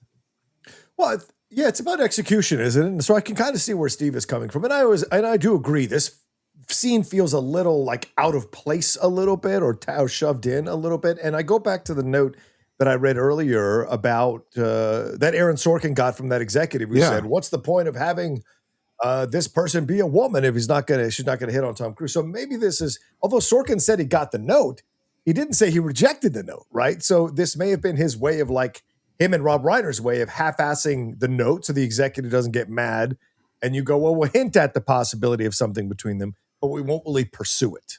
And so maybe this was the way they kind of settled on a middle ground on it. Yeah. That's how it feels to me. And what's funny is there's so much of the Cine-Files, which is, I love the movie more when I learn the behind the scenes thing. Yeah. And that note which I didn't know about from you, John, my brain immediately went to this scene that I was always a little iffy about. And the scene just got worse. And it's really because of knowing that behind the scene note. Well, we cut to them, as Shannon said, at this seafood place eating crabs. As I think that's crabs. I don't go to a lot of seafood places, but I think they're eating crab legs. This is the thing I like about this scene is I was like, I want to go to DC or Maryland and eat some crabs. That looks fantastic. That's a great meal. Yeah, I have to say, I love that John said he didn't know what was actually being eaten, and Steve Kool-Aid Man's in like, they're eating crab. I would love to be there eating crab. Exactly. I know. I lived in DC for 30 years, or around DC. I had seafood maybe 4 times my entire time living there. It just never was something I was drawn to. But anyway, they're eating crab legs as the sounds of Timber I'm Falling in Love by the great Patty Loveless plays overhead. So, ladies and gentlemen, I have to admit fully, I don't know if I've ever said this on Cine-Files, but I am a massive fan of 90s country music, 80s, 90s country music. Patty Loveless was one of my favorite artists, and this was her only number one song on the Billboard country charts, and it's a great song, and it kind of kicked off her career, this song, Timber I'm Falling in Love, which is a selection, I imagine, because it's supposed to maybe intimate that there might be something here between Joe and Kaffee using that song. So interesting situation there. But as Kaffee and Joe hammer and break their way through some crab legs, they exchange stories about past cases. Joe talks about a drunken disorderly that lasted 9 weeks and how she got 31 people from the bar that night. Well, what was the prosecutor offering? 15 days. You sure hustled the shit out of him. Yeah, well, after that, they moved me to internal affairs. And then she does this, which is interesting, Stephen Shannon. She says, where I have earned 2 Meritorious Service Medals and 2 letters of commendation. Why are you always giving me your resume? Because I want you to think I'm a good lawyer. So as you said earlier, Steve, this is a motivatable thing, but it seems that the way it's packaged isn't quite as believable as if she had just come over and had an interaction with him because she felt embarrassed about how things went down in the courtroom. I think it's a real level of vulnerability here. Yes. And I feel really bad for Joe, who's been busting her ass for a decade in the Navy and still serving behind this 9-month second lieutenant and still feeling insecure about it, you know? And it's funny. How do I put it? There are different kinds of lawyers. I think Joe is a great lawyer. You know, I don't think she's the kind of lawyer Kaffee is, but he's not the kind of lawyer. He can't do what she or Sam can do. In my headcanon, she left that courtroom after having had the exchange with Sam. That's settled. But the Kaffee stuff is not settled. And so it makes sense that she would go over there. I don't know that she would go over to take him out to dinner to have this conversation, because you don't need to be at dinner to have this conversation. It should have just happened in his apartment. And the back and forth could have happened between them there in the apartment. But maybe they wanted a dynamic thing. And maybe they felt the audience needed to connect with her a bit more, see her vulnerability a bit more because of how she was in that scene in the courtroom, the way the film is constructed. I wonder. This is kind of the first time that she acknowledges the way that she does things. And I mean, and that hooks up with the vulnerability that you're talking about. The fact that she can look off to the side as she's eating a piece of delicious crab leg and says, they were offering 15 days. Like with it being in the rearview mirror, she can now see, like, did I handle that great? Maybe not. But then immediately she puts those walls back up when she throws out her resume. And the moment that she says to Kaffee, I want you to think that I'm a good lawyer. And when he says, I do, and that, no, you don't. Like, it is, again, it's another sign of her just being like, I know what is right. I wish I had your skills to be able to get it across the finish line, but I don't. So I need you. It's like the difference between playing to win and playing to play perfectly. She wants to do everything perfectly. Right. Kaffee knows how to win. Right, exactly. That's why he's like surprised that she spent 9 weeks on a drunken disorderly, and not surprised that they moved her out of there after that situation. I think you're an exceptional lawyer. I watch the court members. They respond to you. They like you. I see you convincing them, and I think Dawson and Downey are going to end up owing their lives to you. That's a hell of a thing to say to Kaffee. You know, one of the reasons I never became a lawyer, even though a lot of people felt I should be in my high school years and early college years, is because you take on people's lives. And if you mess up, people go to jail for a long time. People could get hurt. People could lose their money paying you to be their lawyer. And I just never wanted that responsibility. And so hearing Joe speak about this in the way she does and says that to him, Dawson and Downey are going to end up owing you their lives. This is an interesting thing to put on camera. It's funny you bring that up, because that was my plan was to be a lawyer. Yeah. I was, after when I'd said, because I wanted to be an actor, then decided I wasn't a good enough actor, decided I was going to be a responsible person, was a poli-sci major. Yeah. Exactly. I took constitutional law classes, and I remember calling one of my parents' best friends, Michael Silberstein, who's a lawyer, and asking him exactly those questions. I had to do an essay, and it was about How would you feel about defending someone who you knew was guilty? How would you feel about defending someone who you knew was innocent and failing to, like that was the essay. I literally can remember writing that essay in 1989 or something, because those are really important thoughts. What was his answers? What did Michael Silverstein say? What he said, which was great, particularly what I remember that he said about defending someone he knew was guilty. He said, the thing that you have to remember as an attorney is that you are not the system. You are an important part of the system, and everyone deserves a defense. And you are serving as that thing for that person in need at that moment. And I was like, okay, Michael Silverstein, that's a hell of a good answer. Yeah, but sometimes the clients don't see it that way, and that's what I was always worried about. Joe, I think you should prepare yourself for the fact that we're going to lose. We'll keep doing what we're doing, and we'll put on a show, but at the end of the day, all we have is a testimony of 2 people accused of murder. We'll find Markinson. Joe, we're going to lose. And we're going to lose huge. I love this moment so much because you get to the point that Kaffee he's having a good time with Joe. Just, hey, let's shoot the shit. Let's talk some war stories here. Like that, this is fun. And then it's like Kaffee seems like he is great at compartmentalization. That when I'm doing this, I'm doing this. When I'm doing this, I'm doing something else. And the moment that he has to come out of friend Kaffee mode into realistic Kaffee mode about, look, at the end of the day, I can't prove that this thing ever happened. And the defeat on his face when he says, we are going to lose, and we are going to lose huge. And that just, when I then think back to him on the couch with that baseball bat, trying to find, like, is there any way, I think he's accepted, not only are they are going to lose. Like, he's like, I can't disprove anything that Ross says. I'm trying to find a way not to lose as huge as I think we're going to. I know I've said many times on the show that my dad was a very serious and very good game player. And when you play games, particularly if you played things like dominoes or bridge that he was very good at, not only would he tell you what you had in your hand, he'd frequently tell you how much you were about to lose by. Because it was all probabilities, and he had all that in his head. So he'd just go, "Oh, you have the 4-3. You're going to play that, and I'm going to get 5 points." It's just like, and that's what Kaffee is that this is a game. He sees where all the pieces are. There is not a way for them to win this game at this moment. He's a realist. Yeah. And possibly, as I said, a pessimist, but he's a realist.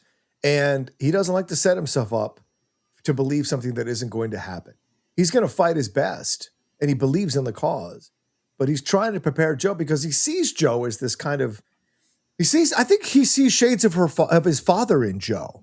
That Joe is the idealist. Joe is the one that fights for the right causes. Joe is willing to, sacrifice rounding up 31 people from the bar on a drunken disorderly. That's something his father would have done when he believed in the cause.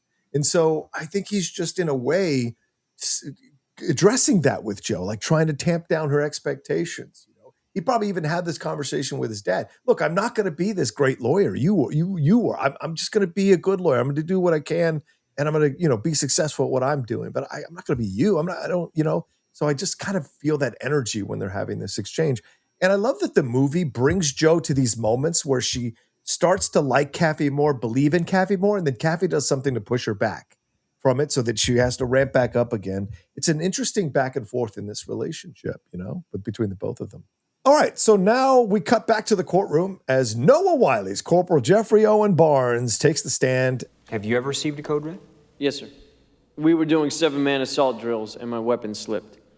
It was just because it was over 100 degrees, and my palms were sweaty, and I'd forgotten to use the resin like we were taught. What happened? That night, the guys in my squad threw a blanket over me, took turns punching me in the arm for 5 minutes, and then they poured glue on my hands. And it worked, too, because I ain't never dropped my weapon since. First of all, crazy to watch Noah Wiley here and Shannon watching him with you on TV looking very different, but he's so happy. He is very sincerely saying the code red was the best thing that ever happened to me. Well, and there's something, I don't know if they shot it for the movie, but in the play, they talk about after he gets punched in the arm for 5 minutes and they pour glue on his hand, I mean, yeah, I think I can't remember which, if it's Ross or Kaffee, but like whoever asked him like what happened afterwards, he said the guys in my barracks took me out for a beer. So it was kind of putting it. I think it supports him saying like, yes, this was the right thing. Because at the end of the day, they're not doing this because they don't like me. They're not doing this because they're trying to hurt me. They're trying to train me. And after I received that lesson, they went out and bought me a beer. And like, I am curious if they did shoot. I feel like they did shoot it and it got cut for whatever reason. But I did think that was an interesting addition to that moment that I'm curious why they got rid of it. I always think, and I also think it's interesting that he is a witness for the defense. He's not a witness for Ross or for them. He's one of the first witnesses that Kaffee calls, right? So he's essentially there to underline Kaffee's defense of the situation and get more context here in their back and forth. So, and as you said, Steve, he looks happy. And there are people like this, being in the military, there are people like this who understand the system. And when they mess up and they get beat up or they get into the hazed or whatever it is to get them better, they get it. They're like, yeah, my mistake. Just like he says, like, I didn't use the resin like they told me to. So he says in his mind, like, I deserve this. So it's okay. And I took it and I never dropped my weapon again. And then there are people like Santiago who don't. I mean, this is the thing about absolute black and white rules is we've all been in situations where the rules, it made perfect sense to bend the rules. Well, and actually we were just talking about Jo. She is a person who followed every rule to the letter and spent 9 weeks on a 15-day drunken disorderly. Like there are times to like push the envelope and push the rules. And I'm not saying that every time a unit puts pressure on one member, maybe that is what that person needed. The problem is when you go, the rules don't apply to me, or you just have everyone believing they can step outside the rules, eventually people are going to step too far. And that's what happens here in this case, Prior to the night of September 6th, receive a code red. No, sir. Never? No, sir. You got a code red because your palms were sweaty. Why didn't Santiago, this burden to his unit, ever get one? And then we hear a surprising reveal. Dawson wouldn't allow it, sir. Dawson wouldn't allow it. The guys talked tough about Santiago, but they wouldn't go near him. They were too afraid of Dawson, sir. This is a massive revelation in the movie, that Dawson is the reason who had been protecting this guy, and then he's the one that turns. It's very similar to Matthew Modine in Full Metal Jacket, when he has been protecting Private Pyle, and then when they do the blanket party, he is the last one to go, and he unleashes on him to kind of hammer the point home. I think what they do with Dawson, Sorkin and Reiner walk a tightrope that's so key, because essentially what they're doing, like, it's interesting the comparison with Matthew Modine, because his character is always off, always kind of observing, a very specific kind of person. Yeah, Dawson, essentially what they're saying is, other than killing Santiago, Dawson is essentially Captain America. Yeah. He is a great guy that not only does everyone admire, he really does live by this code. He protects people. He's protecting Downey. Is that he is, and because they make you feel this way about him, we don't condemn him for killing Santiago. You know what I mean? Yeah. Like, because that is what they did. I mean, like, it wasn't their intention, of course, but so they do all this work to counterbalance the violence of the opening of the movie. And then Kaffee does something really interesting, which I think is so smart. Good enough. Captain Ross is going to ask you some questions now. And I think this is great, because this is a way of like speaking to his respect for this kid. It signals to the jury that he does have a care for the military. And so I think it's an essential, like, little small exchange, but it adds such an interesting weight to the back and forth and their relationship, which started, when he picked them up when they landed in Guantanamo Bay a few weeks ago. I hold here the Marine Outline for Recruit Training. Are you familiar with this book? Yes, sir. Have you read it? Yes, sir. Good. Would you turn to the chapter that deals with code reds, please? And this baffles Barnes. Sir? Just flip to the page of the book that discusses code reds. Well, you see, sir, code red is a term that we use. I mean, just down at Gitmo. I don't know if Oh, it's we're luck actually... then. And then Ross says, well, we're in luck, and walks back to his table, grabs another book from assistants, who doesn't say one word in the movie, by the way. What a thankless job. And he brings out the standard operating procedure for Rifle Security Company, Guantanamo Bay, Cuba. Now, I assume we'll find the term code red and its definition in that book. Am I correct? No, sir. No? Corporal Barnes, I'm a Marine. Is there no book, no manual or pamphlet, no set of orders or regulations that lets me know that as a Marine, one of my duties is to perform code reds? No, sir. No book, sir. So he's established this now in an interesting way that code reds are not an official part of the military. So they're kind of this phantom thing in this exchange back and forth. It's an inventive move by Ross. It's a smart move if you're making this accusation. It backs up his theory on motive. Like, you didn't do this for the Marines. You did this because you wanted to. And, like, let's go to the text. And there's nothing in this that says you're supposed to do that. And I mean, again, I'm not an attorney, but if I'm a jury member, I'm like, well, I guess that does make sense. If there's no documentation saying that this is one of my responsibilities, then this was a choice that I chose to make. And just when we think he's got the best of Barnes in this situation, maybe embarrassed Kaffee jumps up off the table, grabs the book out of Ross's hand as he's striding back to his table. Corporal, would you turn to the page in this book that says where the mess hall is, please? Well, Lieutenant Kaffee, that's not in the book, sir. You mean to say in all your time at Gitmo, you've never had a meal? And Barnes is so earnest and honest here that he actually takes a moment to consider Kaffee's question and delivers an incredible line. No, sir. 3 squares a day, sir. And Kaffee wins this exchange between him and Ross for Barnes. It's a perfect counterpunch. This is one of the great moments in the movie. And I want to say that Rob Reiner said that that's something they discovered on the day. It was him snatching that book away. Wow. That they had a couple of different ways. Like he grabbed it off Ross's table. Like there were, but they ultimately settled on Ross has the book walking back. Why would he be clinching it? He's doing his victory lap in that snatch. And the way that Tom Cruise delivers these lines with just a hint, just a sprinkle of sarcasm, like, I don't understand. like really making this clear to the jury, like, hey, the point that he made is bullshit. And I love Kevin Bacon's reaction because he just freezes and turns. He's like, what are you doing? And then when he finishes the questioning, as Kaffee walks back, he drops that SOP on Ross's desk and Ross is smiling. Yeah. So it is, that sense of professional respect for each other. And he pulled a move that Ross, like as an observer, thought was a smart ass, brilliant move. And from there, the judge adjourns the court and we cut to Kaffee, Sam, and Joe doing what I call the Law and Order walk down the hallway. As Kaffee says that they'll meet tonight at 7:00. They'll do a Kendrick review because he wants to slam dunk this guy. So there's excitement here. There's a feeling like, okay, things are moving. We got a nice exchange here with Barnes. He upped our case. We're winning a little bit. Now let's get this guy so that we can kind of lock it down even more. Even though he thinks they're going to lose, he feels like his plan is coming to fruition here.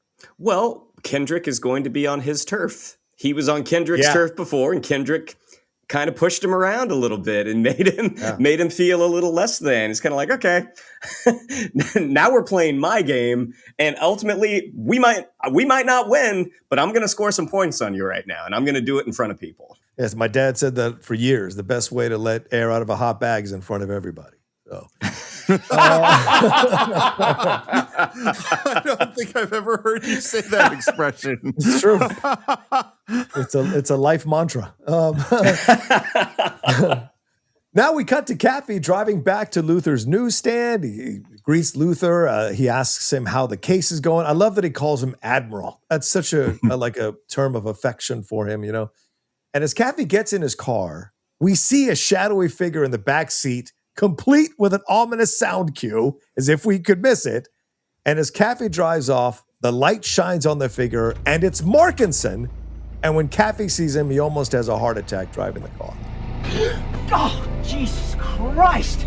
It's great reaction from Tom Cruise. It's a really good startled reaction, which is not a thing that he gets to do that much because he's usually the person startling everybody else. I had an audition for a thing about a month ago, and the beginning of the scene, sometimes when you're auditioning for things, if you know the writers or if you know the casting director and like, oh, I have a little bit of freedom here to kind of start this, to play with the beginning of this. And it was a guy dropping a file down, like a big, dolly full of files.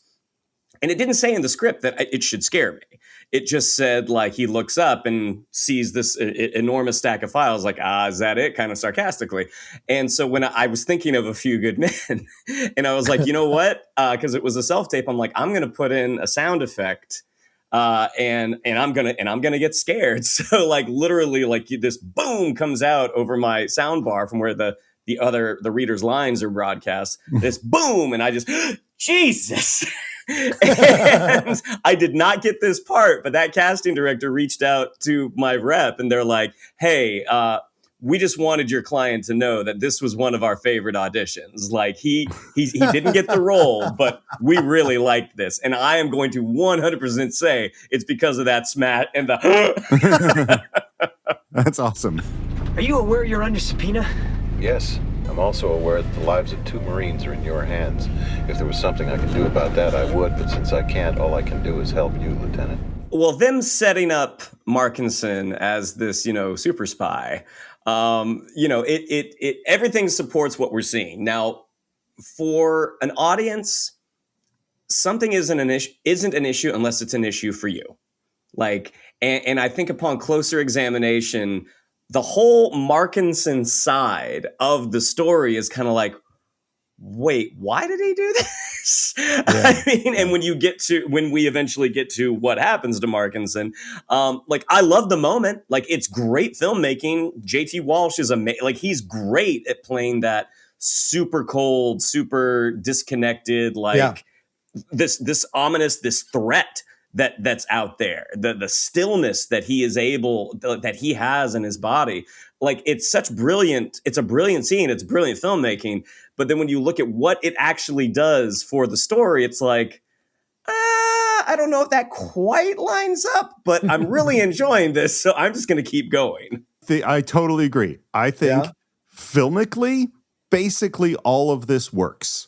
Like I never bumped down it the first time I saw the movie. I'm totally involved. You're right. JT Walsh is great. Like it's all done well. And it's also like, wait, yeah, I'm with you, Shannon. It's like, what's going on? Well, and this is the thing I was saying before is that there's an implication here that there's a government-wide conspiracy and Markinson's life is in danger. And it's like, why? Like, where is this conspiracy coming from? There's no evidence of it anywhere, really. Yeah. And the thing is like, well, why didn't Markinson just go to the JAG office? Like, why didn't he just make a phone call? Why didn't he do it? Like, this whole thing, and then what's going to happen later on. I mean, I hate Markinson. Like, when you think about it more and more, it's like, well, this guy's just terrible. It's interesting. Like, how can I say this without getting in trouble with our listeners? Maybe you two, Rob Reiner and Aaron Sorkin, they're not going to go the Oliver Stone route. No. And this Markinson is essentially Donald Sutherland and JFK. This is kind of similar, right? So the JFK one is much more brutal and devastating and jaw-dropping when you're watching that whole monologue and that whole scene, right? This one is a little safer. Even though he's got the sound cues and he's in the darkness and he scares Cruz, like in the end, it's a self-contained thing. And he's just telling him that Jessup is lying. Whereas what's going on with Sutherland is like there's actually a government conspiracy to conceal that JFK was murdered by people on the inside, possibly the CIA and all that. So there's a bigger weight to what he has to do versus what Markinson. So for me, it fits in the film for what it is. But I understand people who might have an issue with it, or as you guys say, bump on it. Was it a code red? Yes. Did Kendrick give the order? Yes. Did you witness it? I didn't need to. Did you witness it? No. And how do you know? I know. Yeah, you know shit. He was never going to be transferred off that base. And now Kaffee dramatically pulls the car into an alley. And Markinson continues after they stop. Jessup was going to keep him on the base. He said he wanted him trained. You've got the transfer order. It's got your signature. Yeah, I know. I signed him the morning you arrived in Cuba, 5 days after Santiago died. So for us as the audience, this is also confirmation of what we've probably been suspecting for a bit now, that there's a cover-up here. I would think, Kaffee, hey, let's get a deposition right now. Let's get this on the record in some way. This seems like really important information. It's really odd, Steve. You'd think, like, call Joe up, get somebody that they know to do this deposition officially or line it up or set it up. Why would you let him sit for 4 days or stew for 4 days? It doesn't make sense. Well, and the line, because Markinson says, I don't want a deal. I don't want immunity. And it's like, well, we know what is going to happen. I mean, spoiler alert, Markinson in 5 scenes from now is going to kill himself. And it's like, well, maybe you should have testified before you killed yourself. And the whole I don't want a deal, I don't want immunity, I'm not proud. Yeah. It's like, what? The Markinson thing doesn't make sense. Why aren't you shuffling the order of your witness to get this guy in there the next morning? Like immediately, Drake, you take him home, you sleep next, or you stand guard while he sleeps overnight, and then you move him up to be your next witness. Yeah, it's an interesting decision when you're looking at the film. Yeah. I mean, because it's going to lead to his suicide, which that's a whole. Yeah. I mean, do we want to wait for that before we really get? Okay, wait till we get there. That'll be I want you to know that I'm proud neither of what I have done nor of what I am doing. And I will say, I have a little bit of grace for Markinson because it seems like he's been. How can I say this? He's been connected to Jessup, as Jessup laid out earlier in the film, about them coming in together, serving together, but Jessup got moved up over him. Maybe because Markinson never felt comfortable hiding the bodies, never felt comfortable like taking the hits for the team because he had a little more ethics to him. But he didn't have enough ethics to walk away from this situation, to reject the advances, to reject moving up, moving forward as long as he was attached to Jessup. So now he's had this final crisis of conscience, which, by the way, has been teased throughout the whole movie that he doesn't like what Jessup has been doing. But even though he still works the job, and now he's coming to essentially help Kaffee at a critical time to get more information about what went on behind the scenes and push the case forward. But yes, him killing himself is kind of a coward's way out of the whole situation, to be honest with you, even though he's supposed to be doing something noble here, Well, as Shannon said, we're going to get there, but spoiler alert, I agree. so many thoughts on this outcome. Yeah. Jessup said that 6 the next morning was the first flight Santiago could have left on. Markinson says there was a plane that left 7 hours earlier. Sam, when a flight takes off, there's got to be some kind of record kept, right? Yeah, you need the tower chief's log from Gitmo. And now Joe smiles for the first time in all of this frenzy in the entire movie fully and says, "We're gonna win," which is a nice little callback to their scene in the Crab Shack, where he essentially, as I'm going to call it, where essentially Joe says she thinks that he's doing great and they're gonna win, and Kaffee is telling her that they're not, to prepare herself that they're not, and Joe is now pushing back, saying, "I think we're gonna win." The fact that you referred to it as the Crab Shack and her name is Joe. Yeah, that's right. Joe's Crab Shack. But I do agree with you. Like that moment that you see this genuine enthusiasm from her of like, we're gonna win. And even on Kaffee's face, even though he's saying, let's not get ahead of ourselves because X, Y, and Z, you also see on his face like, oh, we got a path. We might have a real path to win. Like my studies have told me don't cross the bridge until you get to it, but I think I can see a bridge up there. Steve, what do you think about this? Because Kaffee is trying to tamp down expectations. He tells Joe not to get crazy about this, that they don't know who Markinson is. But I agree. I think Kaffee is maybe starting to believe that they could win in this exchange, in this situation, somewhere in the back of his mind, because Ross made it clear that Markinson was not going to be found. Sam made it clear that Markinson was going to be there. He could be Markinson and Kaffee wouldn't know. Well, now Markinson has shown up, right? It's that ringer coming in at the last minute that could possibly win you the case or win you the softball game, showing up as a ringer here. So do you think this is the beginning of Kaffee maybe possibly sensing they could win this thing? Well, John, it doesn't matter what Kaffee believes. It only matters what Kaffee can prove. And now he has something that he can prove. He has a lieutenant colonel who is, I assume, I can't imagine anything bad happening. He's going to testify in court that Jessup forged the signatures, lied to the lawyers, changed the transfer, and ordered the code red. Yeah. So it's a done deal. He's got something he can prove. Well, now we cut to the inside of a smoky bar, and we see Ross having a beer as Danny excitedly walks in. I have Markinson. Where is he? Motel room in Northeast with 6 federal marshals outside his door. Take a sip of your drink. Transfer the Markinson signed. It's phony. Jessup's statement that the 6 a.m. flight was first available is a lie. We're checking the tower chief's log. So he's just like spilling out everything to Ross here, and he's almost, like I said, he's like an excited kid. Like, I got a secret. I got a secret, and I can't hold it in anymore. It's an interesting color on Kaffee that we haven't seen the whole movie. You know? I don't think Kaffee is always the nicest winner. I agree 100% with you, man. I think he absolutely, and he probably busts balls or does little passive-aggressive shots of you if he's beating you when he's passing you in the hallway or something, you know. So true. So true. But then we get, and I'll say this for the actors in the room who are listening, or me and Shannon here who've auditioned for stuff and gotten 5 and unders. The poor actress playing the waitress delivers her 5 and under line asking if Kaffee wants anything, and he orders a nondescript beer and dismisses her, which I think is the most unbelievable thing in the movie. First of all, you're at a bar with multiple beers. You never just order a beer and then this isn't some dive bar in South Carolina that just has one kind of swill in there. This is a place with a lot of beers. So for him to just say that and dismiss her, I think this is an interesting kind of exchange that probably doesn't mean much to you guys, but to me, as you said, I bumped on this because I thought it was really odd that he would do it this way, you know? I bump on it from the writing perspective because just saying beer is you've missed an option. If he had said an Amstel Light versus a Heineken versus a Corona, all of those beers say different things about people, you know, and that was a missed opportunity. Yeah, he could say, "I'll have what he's having." Right? What do you want? I'll have what he's that way because maybe they didn't get like the product placement.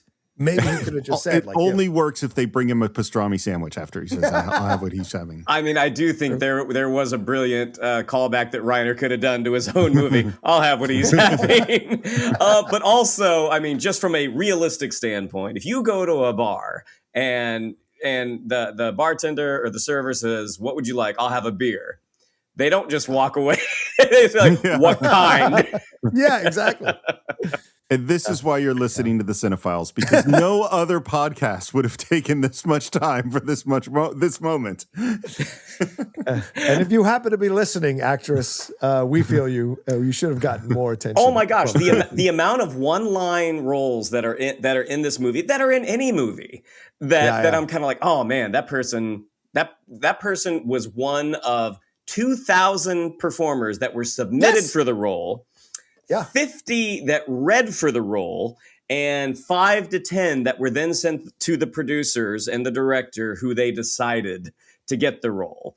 And my guess is she probably made some nice residuals off this because the movie did pretty well. So. But yeah, I always have that moment, John, like with that one line, especially if they never turn the camera around. It's like, oh, that's heartbreaking.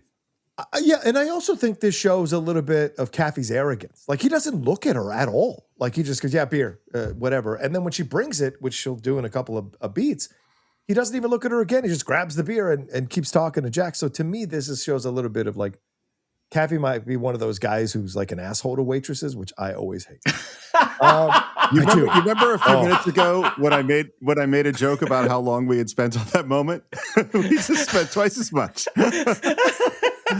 And it's not done, Steve. There's going to be more to say in a second. There's more. What about what she's wearing? No, anyway, let's move on.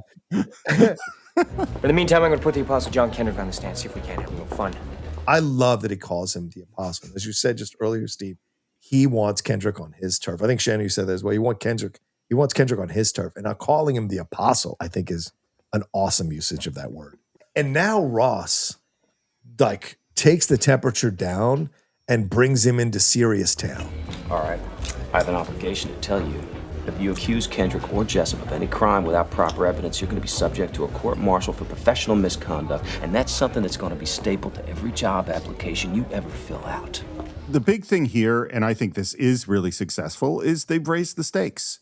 That this isn't just about Dawson and Downey. If he does the right thing, which we know is the right thing, it means that it's going to come down on him. Yeah. You know? Yeah. I think it's really important that there are, as you said, Steve, there are stakes here for Kaffee. Like now, because we as the audience are like feeling, okay, Markinson's here. Joe said, we're going to win. We're feeling this vibration. And Kaffee's swaggering in excitedly. And we're like Kaffee. We're excited. Maybe he can win. And then Ross like pours cold water on the situation with this reality, which we didn't even know, right? If we don't know anything about JAG, we don't know about the inner workings of the military on this side of things that you could be court-martialed for making this accusation with no evidence. There's like real, and it's a way that they create that system to insulate the higher-ups, because the higher-ups at times have to do questionable things, as we've seen the military do in the past. Ollie North is a great example of that. They are tasked to do questionable things, and so they have to insulate themselves from accusations, that they have to make the bar so high that people don't want to bring accusations to them and risk their punishment of themselves for daring to make an accusation. Well, and from Sorkin's point of view, this is classic screenwriting, is we get our hero to their best possible place. You build them up, and then like act 2 and act 3, it's like you yank the rug out from under them and you get them to their lowest place. And everything that is being handed to Kaffee in this moment feels like, oh, they are going to win. Like he is. And you know, especially for folks that don't work in entertainment or don't like work in, you know, storytelling in general. If they're doing their job, you are 100% on this ride. And it's when the movie is not as well executed that it's kind of like, oh, I bet this is going to happen. But if you are so invested in the story, you're not concerned about what's going to happen in 5 minutes. You're so concerned with what's happening right this second. And that is the thing that Sorkin does so well. So we've now had multiple times where Jack has sort of played the good guy card. Like, hey, I'm going to cut you a break and let you know this. You know, I was going to go for life, but I'm going to drop it down to 12 years right now. He continues to play that. And he's doing that right here. Hey, you don't want to go after Kendrick and Jessup. You're going to get in trouble. I'm being your friend here. Is Jack his friend? Is he actually a good guy, or is this gamesmanship? This is so great because I literally have the next question on my sheet. So we're simpatico here. I was going to ask you guys the same thing. So I'll answer since you asked us, and I'll say for me, I think they are professional friends. I don't think they go out and hang out and have beers. I don't know if Ross has ever been to Kaffee's place, maybe with a bunch of guys after a softball game. But I think they're professional friends. But I think Ross wants to win. And he's just as driven as Kaffee is to win. So here's an opportunity to mess with Kaffee a little bit. And he's couching it in this place of like, I'm your friend. I'm trying to tell you as your lawyer, Danny, this and this and this. He's essentially telling him to stand down, that you should still make the deal. So yeah, I do think that he's a professional friend, but he's got other interests in mind that serve his interest and his purpose. And I'm going to take the opposite stance. I think he is a professional friend. I do agree with Johnny there. But I would say the moment where he is saying like, hey, just so you, like, I don't know if you were aware of this because you are new at this. You've been here 9 months. First time in a courtroom. If you do this and it does not pan out, here is what you can expect. And even though I do think Ross wants to win, I think all lawyers do have a competitive streak in them. Having a professional friend get court-martialed and knowing what that will do to them forever, I don't think he doesn't want that to happen. So it's sort of like, if you're going to go with this, here's what you can expect and when it probably does go wrong.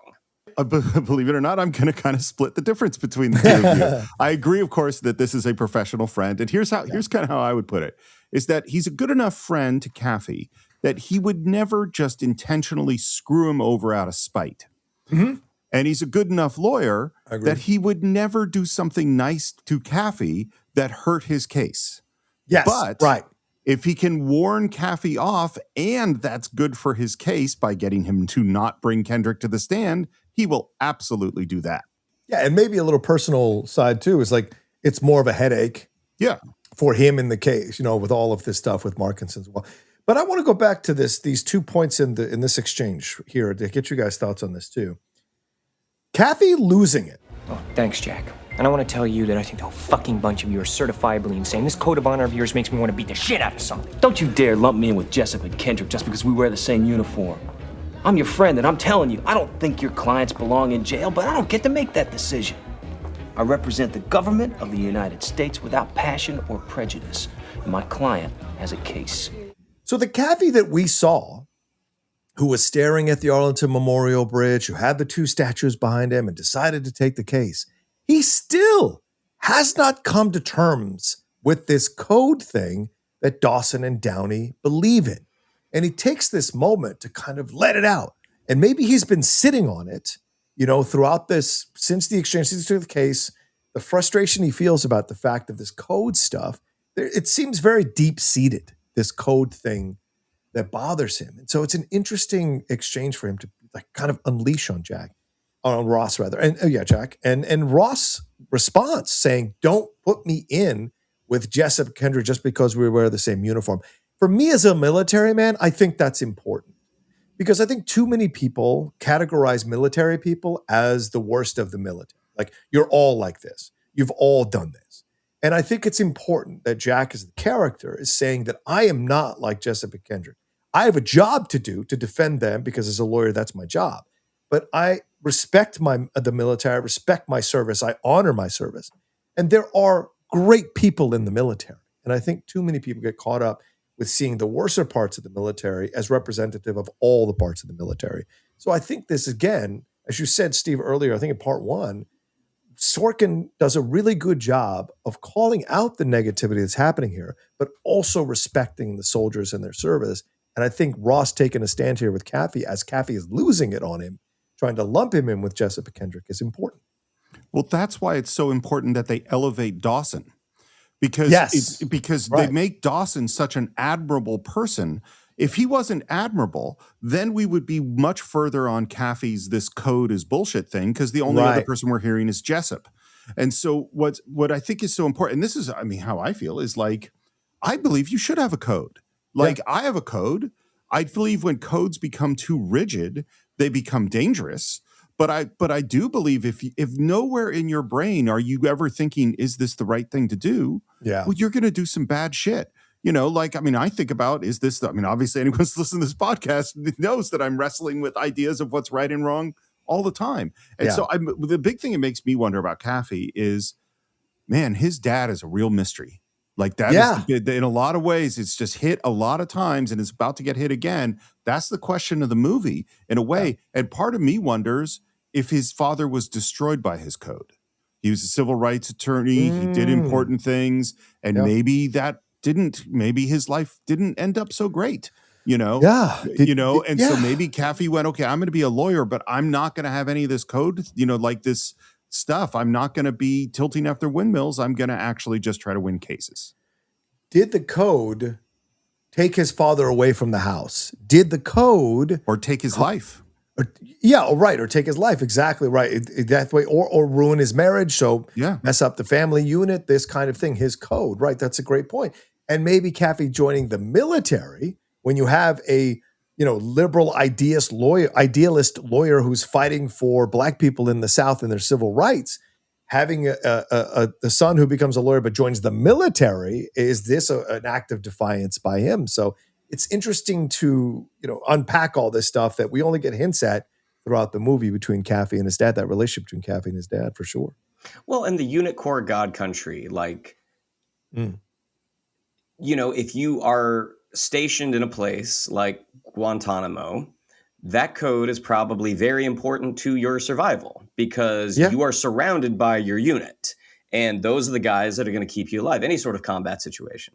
Whereas where Ross is, That's probably not as integral to his day-to-day life. I mean, if Ross were suddenly stationed in some sort of, battle scenario, I mean, maybe he would see things a little differently. But I do think it's interesting that Kaffee, the way Kaffee goes at Ross is we see in a way that he has not gone at like Joe and Sam. And even when he's arguing with Joe, going at Ross, because Ross is sort of, emblematic of this thing that he has an issue with. And he's also someone that he knows well enough that he can vent this way, even though it feels like a bit of an attack almost. You got bullied into that courtroom, Danny. By everyone. By Dawson. By Galloway. Shit, I practically dared you. You got bullied into that courtroom by the memory of a dead lawyer. This, to me, is where I go, I don't think he's as friendly as we might think. Because taking a shot at his relationship with his dad and then essentially removing Kaffee's agency by saying you got bullied into this, it wasn't your free will, your choice. You got shoved along and you went along with it. You're removing a man's integrity and his independence. And it's both of these things are shots at Kaffee to unsettle him or knock him off kilter. Think of all the people that have poked Kaffee about his dad out of nowhere. Yeah. Like Jessup didn't realize he was dead and does the thing with Kendrick about, not like, and then Galloway calls him out on him and Sam calls him out on dad and Jack. Like this is like every character in the movie, practically says, hey, do you have daddy issues? It's weird. And as Ross walks away, Kaffee jumps up to desperately yell at him and maybe regain some ground. And all he can blurt out is, "You're a lousy fucking softball player, Jack." And Ross knows he's got the best of Danny again, just like in the basketball scene, and says, "Your boys are going down, Danny. I can't stop it anymore." The bar goes quiet. Yep. He yells at a guy. After this, he still has to pay his tab. The I can't stop it anymore is an interesting line because it's really Jack, going back to our conversation about whether they're friends, it's really him saying like, I've been a good guy this whole time. Yeah. All I've been doing is trying to help you. Yeah, exactly. But I do think Jack goes to this almost nuclear level because he is unsettled by the fact that Kaffee has Markinson. This is a little bit, as we've said already for the last few minutes, this is a little bit of mixture of professional with personal. And I do think he wants to unsettle Kaffee about the Markinson situation. But I also think after Ross has this exchange, no matter how much he conveys that he's on top of things, when he walks out, I think he's on the phone to somebody to figure out, to let them know what's going on. Maybe even to people connected to Jessup to let them know Markinson's is here or somewhere there in DC. So I have a feeling Ross is scrambling as soon as he walks out of that bar, because you've got to figure out how, if he can get Markinson to the stand, you got to figure out how you're going to counter it, how you're going to question him, what are you going to bring up, those kinds of things, because I don't think he anticipated Markinson showing up. So no matter what he conveys, I think he is unsettled by it. I think Ross didn't anticipate this going as long and as far as it has. Good point. Yeah. And I think even though, like, yes, he does have, skin in the game for this, because of everything with Jessup and the folks that he has to be answerable to. I think at the same time, it's a dick move to say what he says. It's a total dick move. But I think also he knows Danny is going to react emotionally to this. Yep. Then he's going to think about it overnight, and he is going to know that I am right, and he is going to pull. He is going to pull Kendrick. Like this is going to be the end of it right here. He's almost like the Iceman to his Maverick in this movie, Ross. Right? Excellent point. And they both have flat tops, Johnny. They do, and great smiles. And I love it. And Kaffee is emotional, just like Maverick is in the movie. And so it's an interesting thing when you look at it, for sure. I hope you all are okay, because I think as Kaffee is left there in the bar to pay his tab to the waitress he hasn't spoken to, and Ross is possibly scrambling to figure out what to do with Markinson, and Markinson is God knows where in some hotel being guarded. I think we have to stop here, part 3 of A Few Good Men, and you all can anticipate part 4, our wrap-up of this movie coming next week. And I think, you might want to visit us on our social media because we put out a whole bunch of questions. For instance, what is going on with Kaffee's dad? Is Jack a good guy? And what kind of beer did Kaffee actually get? These are important questions, and you can find out by going on our Facebook page and searching for the Cine-Files. It's Cine_Files on Twitter, the Cine-Files podcast on Instagram. And of course, if you haven't subscribed to the show in one of the podcast platforms or on YouTube, we would love you to do so. And while you're there, maybe leave a review or a comment. We'd love to see them. And if you want to reach me, you can find me at SR Morris on Twitter, SR Morris1 on Instagram. And I forgot to mention our incredible supporters on Patreon as well as on Apple Podcasts. Thank you all. That's a great place to support the show. And you can join Patreon for free to vote in our upcoming Cine-Files Award show coming up on Saturday, March 13th. John, how would people reach you? Yeah, you can always find me at The Rocha Says on all social media, or head on over to my YouTube channel, youtube.com/John Rocha Says as well. And don't forget, Steve and I just dropped our conversation on the Oscars, and we made that short open for everybody. So if you enjoyed that short, those are the kind of gifts that you get every week from us here on the Cine-Files if you join the Patreon at the $5 and above level. And I want to reiterate what Steve said. Don't forget to vote for our Cine-Files Awards, and look for our ceremony on March 13th, Saturday, March 13th, the day before the Oscars, because we're going to have some fun going live talking about the Oscars and handing out awards and then deciding and finding out which Best Picture film we are going to be doing on the Cine-Files down the road. And Shannon, how would people find you if you want to be found, or do you want to stay hidden? It's really up to you. It's too late. I've been found many times over, Steve. The amount of folks that I see at Universal who will say like, "Hey, Geek Buddy," it's like, you've discovered my secret hiding spot. Anyways, yes, you can see me every week on the Geek Buddies with Mr. John Rocha and Mr. Mike Vogel. On Twitter, you can follow me at Shannon_McClung, on Instagram at Shannon the Geek Buddy, and I believe I'm showing up on another episode of The Pit Thursday, March 12th. Oh. So I think that's right. If you see a helicopter, I'm not far behind. All right. Very, very cool. And I think that's it for this week. We will be back next time to conclude our deep dive on A Few Good Men right here on the Cine-Files.